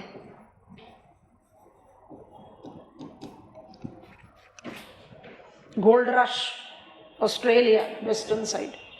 यहां पर मत रुको और ऐड करो, यहां लिख दे रहे हैं पोर्ट सईद, सेड लिखते हैं, बोलते सईद है, एंड स्वेज, ये इजिप्ट में है और ये स्वेज कनाल के साथ रिलेट करते हैं, बोलने की जरूरत नहीं है। ये कौन से एक्यूमेन हो गए? इंटेंसिव। अनफेवरेबल क्लाइमेट में तीसरी कैटेगरी को भी ऐड कर लो, वो कौन सा होगा? Polar ice caps. Polar ice caps मतलब आप कहाँ चले जाओ, टाइगा और टूंड्रा क्लाइमेट में चले जाओ, why the conditions are unfavourable, winters बड़े गर्म होते हैं। किस तरह के पॉपुलेशन रहते हैं यहाँ, ज्यादातर primitive people, Eskimo, Somalians, Chukchis, आपको पता ही है। तो you can take up the reference of unfavourable domain. Why? Because I don't have gelisol, याद आ रहा है, टुंड्रा सॉइल, या फिर पॉटजोल और spodosol, forest soil, infertile. Climatic conditions unfavourable है, विंटर्स बहुत ज्यादा ग्रिम होती हैं, all that combined it's uninhabited, largely sparser population है, फोर्थ वर्ल्ड कम्युनिटी। अब इसमें भी ऐड करो स्पोराडिक एक्यूमेन, कुछ कुछ बड़े इंटरेस्टिंग नाम है यहाँ पर। इस लेवल पर कौन सा स्पोराडिक, इस जगह पर कौन सा स्पोराडिक एक्यूमेन नहीं हो सकता, किसी भी हाल में नहीं हो सकता। एक्सटेंसिव, आप कल्टीवेट नहीं कर सकते ऐसी जगह पर, तो रैशनैलिटी रखनी है। यहाँ पर सिर्फ इंटेंसिव एक्यूमेन होगा, और इंटेंसिव स्पोराडिक एक्यूमेन में आपके एग्जाम्पल्स क्या क्या आ जाएंगे, हम कुछ एग्जाम्पल्स पिकअप कर लेते हैं। एक है मागादान। अब ये सब ना बड़े इंपॉर्टेंट बड़े बड़े एरियाज हैं, इनको छोड़ना बड़ा मुश्किल काम है। सखलेन, ये कोल के लिए है, ये क्रूड ऑयल के लिए है, दोनों साइबेरियन रशिया में है, right there in the eastern shore line. ये हो गया आपका intensive sporadic ecumene in polar ice cap. दूसरा बड़ा अच्छा एग्जाम्पल है किरूना एंड गलीवारे, ये दोनों के दोनों स्वीडन में है, आयरन और माइनिंग के लिए जाने जाते हैं। बहुत अच्छा एग्जाम्पल है पोलर आइस कैप का। स्वीडन कौन सा ग्रुप ऑफ कंट्री? नॉर्डिक, शाबाश। Norway, Sweden, Finland, Denmark and Iceland. उसके बाद आप अलास्का में फेयरबैंक्स एंड फोर्ट यूकॉन, ये नाम हमारे स्कूल एटलस में मिसिंग है, Fairbanks and Fort Yukon. Yukon river valley पर है, तो हम यूकॉन रिवर तो आराम से देख सकेंगे मैप पर। ये अलास्का में है और ये गोल्ड माइनिंग के लिए जाने जाते हैं, they are known for gold mining. तो मेरे पास प्लेंटीफुल एग्जाम्पल्स हैं, ऐसा नहीं है कि आई कैन सिंपली से कि आप अनफेवरेबल लोकेशन में हो तो इसके बाद आपके पास पॉपुलेशन का क्लस्टर हो गई। Because of certain triggering factor वहां पॉपुलेशन का क्लस्टरिंग डेवलप होता है। Before I ask you to open up map, यहां तक लिख लिया?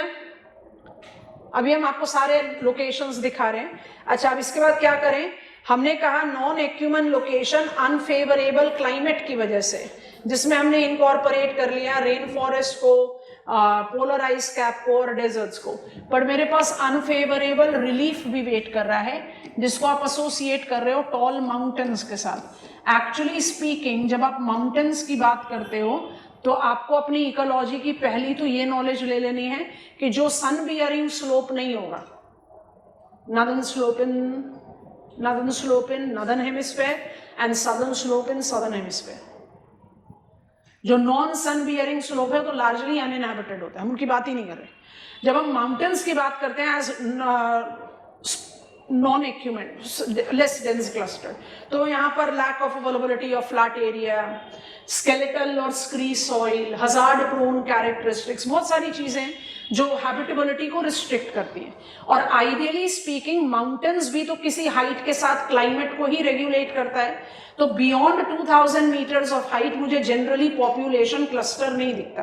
तो हम दोनों चीजें लिख सकते हैं, हम दोनों चीजें लिख रहे हैं। Mountains is unfavourable relief, unfavourable relief में लैक ऑफ फ्लैट लैंड, एक तो सबसे इंपॉर्टेंट ये है, दूसरा स्केलेटल सॉइल, तीसरा हजार्ड प्रोन कैरेक्टरिस्टिक्स। तो जो आपका अनइनहैबिटेड एरिया उसके बारे में आप बात नहीं कर रहे, आप बात कर रहे हो माउंटेन में कौन सा एरिया है जहां पर लोग रह सकते हैं। तो जो नॉन सन बियरिंग है वहां तो हम रह ही नहीं रहे, तो हैबिटेबल में नॉन एक्यूमेन। तो क्यों है? कैरिंग कैपेसिटी कम है, किस लिए? इन सब रीजन की वजह से कम है। और इसके साथ आप एक और चीज ऐड कर सकते हो कि ग्रेटर हाइट्स पर, और ये ग्रेटर हाइट्स हम नॉर्मली कहां डिमार्केट करते हैं? More than 2000 metres. More than 2000 metres के बाद पॉपुलेशन क्लस्टर जो है वो लार्जली नेग्लिजिबल हो जाता है, बिकॉज क्लाइमेट भी अनफेवरेबल हो गया। ठीक है, बट यहां पर भी तो स्पोराडिक एक्यूमेन होना ही है। तो स्पोराडिक एक्यूमेन को कैसे जज करें, ध्यान से देखेंगे। काफी अच्छे एग्जाम्पल्स हैं, और ये एग्जाम्पल्स जो हैं मैप ऑफ वर्ल्ड को ज्यादा कॉम्प्रिहेंशन दे देते हैं, और मेरा population distribution pattern full proof होता है। तो हम किस किस के एग्जाम्पल ले रहे हैं? हम ले रहे हैं Addis Ababa, Nairobi, Kampala, bubble में डाल दिया, ईस्ट अफ्रीकन कंट्रीज हैं, ये कंट्रीज की कैपिटल सिटीज हैं, ये कैपिटल सिटीज हैं, तो इंटेंसिव एक्यूमेन होगा फॉर श्योर। इसके अलावा हम लेंगे साना, आज की डेट में तो इतना इंपॉर्टेंट नहीं है बट फिर भी ले लेते हैं, ये यमन की एडमिनिस्ट्रेटिव कैपिटल है। इसके अलावा हम लेंगे ला पाज, जिसको रिलेट करेंगे लेक टिटिकाका के साथ।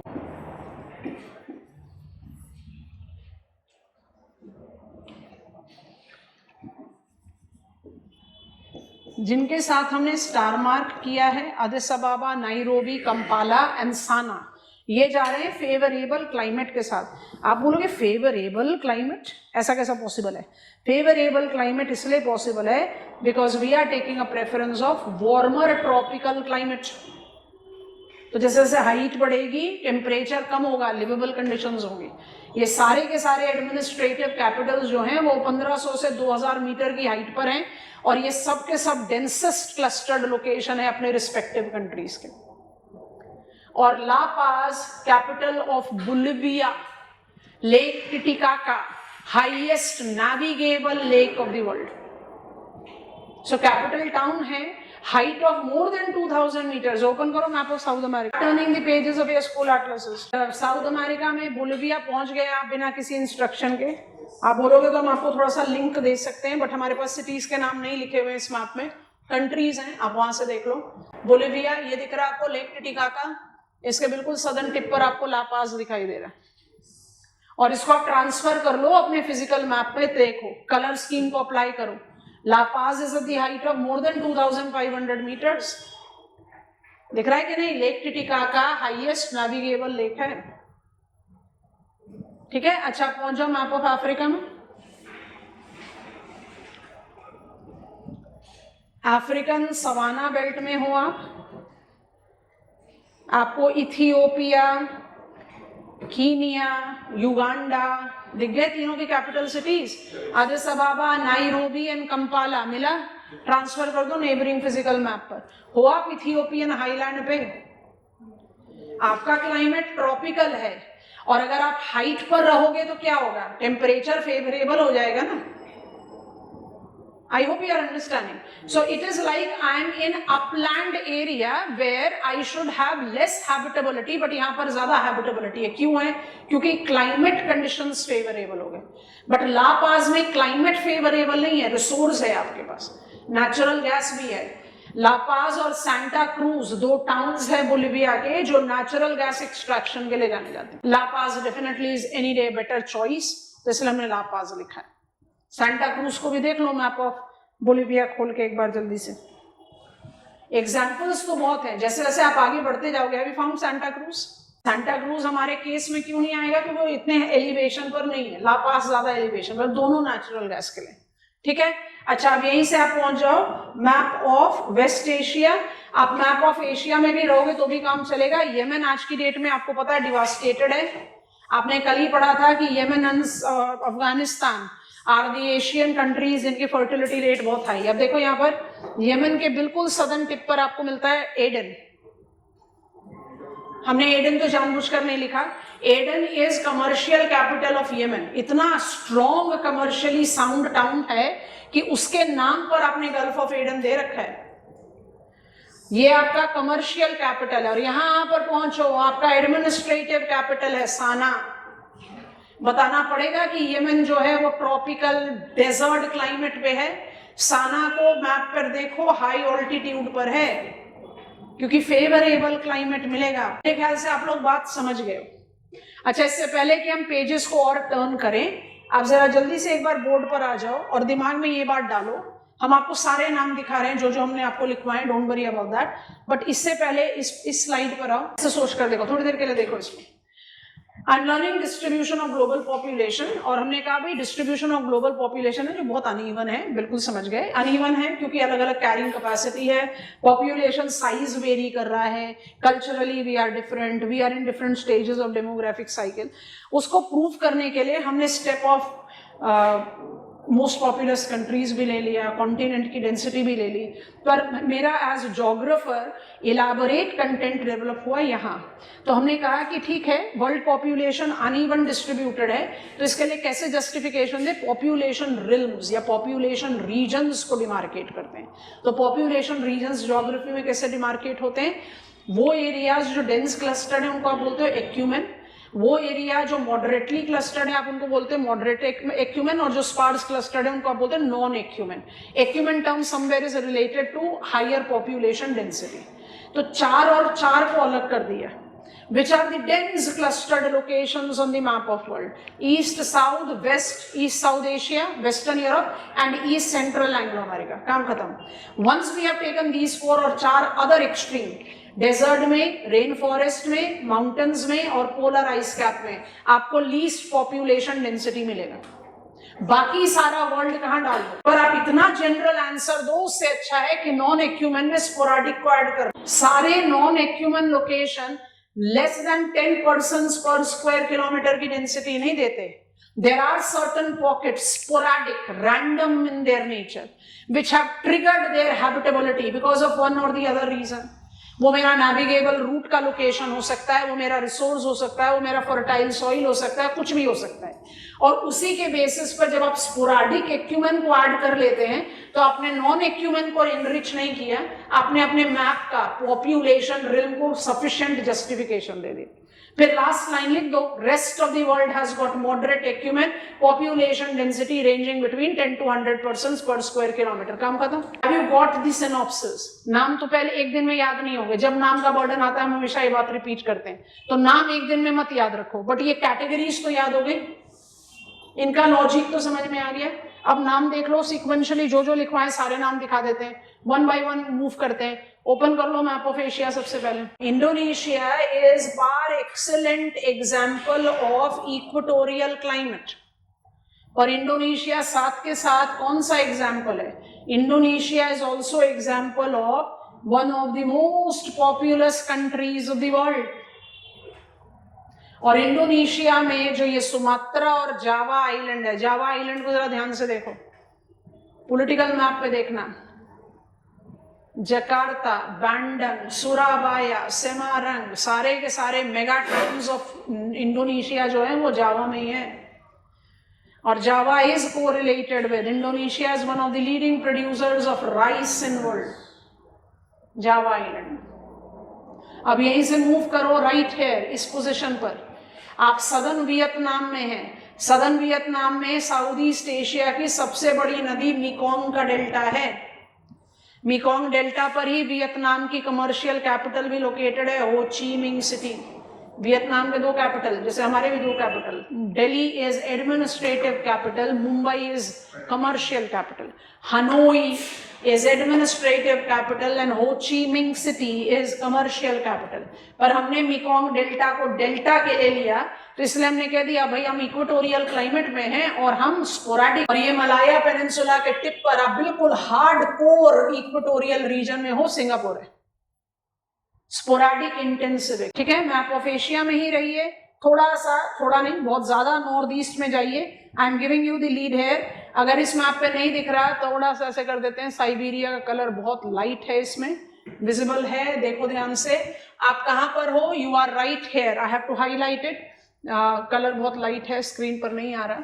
सो this is your sea of coast, है ना, ये आपका कमचटका पेनिनसुला है, ये आपका सी ऑफ कोस्ट है, ये आपका साइबेरियन शोरलाइन है। Can you notice this island, it's Sakhalin. Come on, ONGC, OVL, ONGC Videsh limited का फंक्शनिंग ग्राउंड है सकलेन। और right here are you noticing Magadan, coal producing area of Siberia. कहां पर हो आप, पोलर आइस कैप्स में। ठीक है, अच्छा ये नाम आपको बताया, उसके बाद कौन सा नाम बताया, एशिया में मेरे ख्याल से हमने आपको सब दिखा दिया जो बताया। हाँ, आप वेस्ट एशिया में आइए, गल्फ कंट्रीज पर कंसंट्रेट कर लेना, पर्शियन गल्फ शोरलाइन पर आ जाओ। कुवैत सिटी तो दिख ही रहा होगा, रास तनूरा नहीं भी है तो कोई बात नहीं, सारे major crude oil producing areas आप खुद से अपने मैप में देखो। सऊदी अरेबिया पे कंसंट्रेट करो। सऊदी अरेबिया की मैक्सिमम हैबिटेबिलिटी पर्शियन गल्फ के पास है। उसके बाद जब आप वेस्ट की तरफ ट्रैवल करने लगते हो तो बड़ा ही आइसोलेशन में आपको एडमिनिस्ट्रेटिव कैपिटल रियाद मिलता है, और उसके बाद फिर रेड सी शोर पर आपको वो सेंटर्स मिलते हैं जो कल्चरल हॉटस्पॉट्स हैं, मेक्का, मदीना, जेद्दा। ऐसा क्यों है? क्योंकि ये पूरा का पूरा एरिया तो डेजर्ट है, तो हैबिटेबिलिटी जो है ये लार्जली किसके साथ है? पर्शियन गल्फ शोर के साथ। क्यों है? ऑयल, ठीक है ना, डेजर्ट के साथ रिलेट कर दिया आपने। अब आ जाओ मैप ऑफ अफ्रीका, स्वेज कनाल को देखने के लिए जो हमने मिस कर दिया था। पोर्ट सईद एंड स्वेज दिख गया। Port Said is in Mediterranean sea, Suez is gulf of Suez. आपको ये बहुत आराम से बताएंगे जब हम sea lines of communication, global trade पढ़ेंगे। सिर्फ एग्जिस्टिंग नहीं, जो 3 इन कंस्ट्रक्शन है उनके बारे में भी बात करेंगे। Suez kanal some 160 kilometers of length from Suez to Port Said is a second major trading route, artificial, because we have dragged this canal across isthmus of Suez. Naturally Africa connected था Asia से via Sinai Peninsula, हमने drag कर दिया यहाँ पर कनाल, ठीक है। अब मैप ऑफ यूरोप में आ जाओ, एकदम स्वीडन के नॉर्थ में चले जाना। इस पार्ट पर आपको 2 टाउन्स लिखवाएं, एक तो जरूरी दिख रहा होगा, Kiruna and Gallivare. Sweden is a developed country. हमारा माइंडसेट हमेशा ये कहता है कि भाई डेवलप्ड कंट्री है ना तो वो रिसोर्स, रॉ मटेरियल एक्सपोर्ट नहीं करती। डेवलप्ड कंट्रीज जो है वो ज्यादा प्रोसेस्ड गुड्स एक्सपोर्ट करती हैं। स्वीडन इसका अच्छा एक्सेप्शन है। It is still a significant exporter of iron ore. और आयरन ओर कैसे प्रोड्यूस कर रही है? फिजिकल मैप पर जाएंगे, रिकॉल करेंगे, यहाँ पर क्या है? लैपलैंड, याद आ रहा है? Lapland is the only plateau of the world that x tends in 4 countries, Norway, Sweden, Finland, Russia. ये यूरोपियन शील्ड है आयरन ओर प्रोड्यूसिंग रीजन, ठीक हो गया। अच्छा, अब इसके बाद आ जाओ नॉर्थ अमेरिका में। हमारे मैप पे सिर्फ अलास्का दिख रहा है, रिवर यूकॉन भी नहीं दिख रहा, पर फिर भी आप अलास्का में पहुंच जाओ। Alaska is one of the 2 discontinuous territories of United States of America. Alaska almost centre पर रिवर यूकॉन से ड्रेन हो रही है। यूकॉन बेसिन में ही 2 टाउन्स हैं जो हमने आपको लिखा है, फेयरबैंक एंड फोर्ट यू, ठीक है ना। हमारे मैप में नहीं दिया हुआ, आपके ओरिएंट ब्लैक स्वॉन में दिया हुआ है। फेयरबैंक एंड फोर्ट यूकॉन दिख गया। ये गोल्ड प्रोड्यूसिंग रीजन्स है, और ये गोल्ड प्रोड्यूसिंग रीजन्स हमें क्या दे रहा है? Sporadic intensive acumen in otherwise unfavourable. अब हाई लैटिट्यूड पर भी हो, हाई ऑल्टीट्यूड में कंफर्टेबल, ठीक है। अब जल्दी से ग्रोथ की बात कर लेते हैं। डिस्ट्रीब्यूशन ऑफ पॉपुलेशन जो हमारा प्रिंसिपल रेडार था, that we are done with. Population size and distribution खत्म करते हुए हम जल्दी से बात कर लेते हैं ग्रोथ ऑफ ग्लोबल पॉपुलेशन। कई बार बात कर चुके हैं, बस उसको एक फॉर्मल फ्रेम देना है, ठीक है। अब सब हेडिंग बना लो, ग्रोथ और ट्रेंड ऑफ ग्लोबल पॉपुलेशन। सो हमारा डायग्राम जाएगा ऐसे, कल भी बनाया था बट अब थोड़ा सा इसको और एनलार्ज्ड वर्जन में बनाएंगे। JNS कर्व आपको बता चुके हैं, तो we are actually not taking that into consideration. 10,000 years before present, बहुत लंबे गैप इसलिए ब्रेक कर दिया है। 1750s, 1950s, total population. What is the growth trend of global population? Growth trend of global population एक सिंगल एक्सप्रेशन में कैसे समझा जाता है? J curve. That is maximum of the time of cultural history. Maximum 10,000 years before present से लेकर 1750 industrial revolution के point पर आप पहुंचे हो। ग्लोबल पॉपुलेशन में एक पॉइंट का ग्रोथ नहीं है, स्टेबल पॉपुलेशन है। क्या मतलब? पॉइंट 1 आप ग्रोथ के बारे में बात कर रहे हो, बहुत ध्यान से देखना, जे कर्व तो ड्रॉ करना है। In the maximum length of cultural history global demographic cycle remained in high stationary stage. Come on, give me a confident go ahead. आ गया ना, डीटीएम को अप्लाई कर लो आराम से.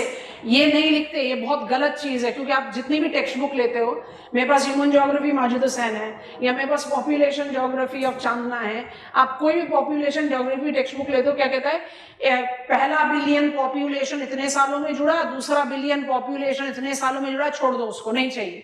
I don't want that. मुझे ट्रेंड को स्पेसिफाई करना है, नॉट जस्ट विद नंबर्स. तो आप जस्टिफाई करो it with the stages. In the lengthiest part of cultural history, global demographic cycle remained in stage 1. High fertility, high mortality, population बढ़ा ही नहीं. 1750s से global population में negligible growth trend दिखाई देने लगा. तो सोचो 1750s से 1950s तक, 1750s से growth बढ़ने लगा, मतलब क्या? Mortality कम होने लगी. और 1950s में आपने जे कर्व को जूम कर दिया, इसका मतलब क्या? पॉपुलेशन एक्सप्लोजन कर दिया. पॉपुलेशन एक्सप्लोजन को कब जस्टिफाई करते हैं? जब गैप बढ़े बिटवीन फर्टिलिटी एंड मोर्टालिटी. तो क्या कर रहे हो? सेकेंड पॉइंट क्रिएट करोगे. 1750s, mid 18th century, decrease of mortality established early expanding stage. Early expanding stage का मतलब पॉपुलेशन एक्सप्लोजन नहीं होता है. पॉपुलेशन एक्सप्लोजन कब होता है? जब आप maximum gap between fertility and mortality generate करते हो. तो ये गैप आते आते आपको 2 सेंचुरीज लग गई. 1750 से लेकर 1950 पर जाकर आपने पॉपुलेशन एक्सप्लोजन एक्सपीरियंस किया. और ये पॉपुलेशन एक्सप्लोजन जो है वो कंटिन्यूड रहा है टिल. अब थोड़ा सा ओल्डर डेटा टेबल का एनालिसिस करते हैं. तो I entered early expanding that led to population explosion beginning in 1950s. हमने अपने जे कर्व को जस्टिफाई कर दिया यहां तक, ठीक है. अब जरा कुछ चीजों को बोलते बोलते लिख दे रहे हैं, क्योंकि कुछ फैक्ट फिगर है, तो फैक्ट फिगर होने पर लिखा हो तो ज्यादा विजुअलाइजेशन. यहां तक तो समझ में आ गया. जे कर्व क्या मतलब? हमने 1950 से पॉपुलेशन एक्सप्लोजन एक्सपीरियंस करना शुरू कर दिया वर्ल्ड में. इसका मतलब क्या हम कह दें कि हम स्टेज नंबर 2 को खत्म करके 3rd में आ गए? उसी को कंक्लूड करने के लिए थोड़ा सा डिटेल्स क्रिएट कर रहे हैं. ध्यान से सुनेंगे. यहां पर कंटेंट थोड़ा सा, क्योंकि time is not the focal point of geography, इसलिए हमने पैटर्न पर थोड़ा ज्यादा टाइम खर्च किया. अब जरा ध्यान से देखो, बाद में एग्जामिनेशन में मत भी लिखना, पर अभी जरा सोचते हैं. अगर हम 2000, 2001 वर्सेस 2010-11 वर्सेस 2024 के पॉपुलेशन डेटा टेबल्स को लेते हैं यूएन का, तो it gives me that transition जिसमें मुझे समझ में आता है कि I can talk about which phase और stage of demographic transition we have entered. So 2001 को स्किप भी कर दो. अगर हम 2010-11 की बात करें तो उस समय हमारा global population was slightly more than 6 billion. ध्यान से सुनना. अब तो हम ऑलमोस्ट 8 बिलियन मार्क पर आ चुके हैं, ठीक है. तो यहां पर हम आ चुके हैं 8 बिलियन मार्क पर. ध्यान से सुनेंगे.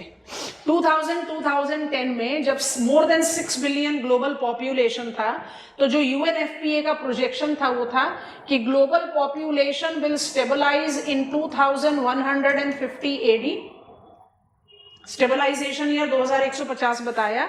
और उस समय ग्लोबल पॉपुलेशन जो है वो अपने आप को डबल करके रुकेगा, मतलब 12 बिलियन मार्क तक जाओगे फिर रुकोगे पॉपुलेशन. ये मेरा प्रोजेक्शन है 2010-11 का.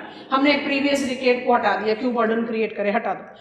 2024 क्या कह रहा है? Global population which is right at 8 billion is going to stabilize at 2150 AD. मतलब यहां कोई चेंज नहीं है. ग्लोबल पॉपुलेशन बढ़ा, रियल टर्म्स में बढ़ा हुआ है. We are now near 8 billion mark. और जब आप इसका स्टेबिलिटी की बात कर रहे हो तो you are saying it will be by 2150, but its stability will come its stability will come at 10 billion level. हमने पॉपुलेशन प्रोजेक्शन में ग्लोबल पॉपुलेशन के साइज को 2 बिलियन कम प्रोजेक्शन दिया, because since 2010-11, come on, understand, since 2010-11 global demographic cycle entered stage 3. Fertility have started declining. TFR 3.3 से घटकर 2.5 पर आ गया है. क्रूड बर्थ रेट कंट्रोल्ड है. Global population growth is here to stay, but growth rate of population have been tamed. अब हम बना रहे तीसरा पॉइंट. तीसरा पॉइंट क्या बनाओगे? 1950 से लेकर कब तक आपने पॉपुलेशन एक्सप्लोजन एक्सपीरियंस किया है? 2010 तक. आपको बात समझ में आ रही है? Since 2010 demographic cycle of world have entered third stage. You know what is the name of third stage? Late expanding. I think this much is sufficient when you try to take up the demographic data table. तो अब हम क्या projection लेकर चल रहे हैं? हम simple बात बोल रहे हैं कि global population have entered, population है, global demographic cycle has entered which stage? Third. तो पॉपुलेशन ग्रोथ तो है, पॉपुलेशन ग्रो करता रहेगा, लेकिन growth rate of population is on control. I think you have understood it. This very conventional part of our syllabus, growth and distribution of population, को थोड़ा सा manage करने की ट्रिक जनरेट करना पड़ता है. नहीं तो ये क्वेश्चन बहुत इजी गोइंग क्वेश्चन है, फैक्चुअल क्वेश्चन है, पॉपुलेशन रिल्म पर क्वेश्चन पूछा जा सकता है. It becomes difficult for us to manage. अब हम इसके बाद सबसे पहले बात करेंगे पॉपुलेशन कॉम्पोजिशन की, जिसमें मुझे एज और sex composition, age sex cohort की स्टडी पता चलेगी, और उसके बाद फिर हम एड ऑन कर लेंगे population problems and policies, then adding concept of over, under and optimum population. फिर हम migration को eventually. ठीक है? I'm done for the class today. We are done with 2 steps of our learning. Bulkier वाला अभी खत्म कर दिया, और एक बहुत easy going था, growth and distribution, उसको apply कर दिया. तो population theory is done. ठीक है? I hope it was an informative class.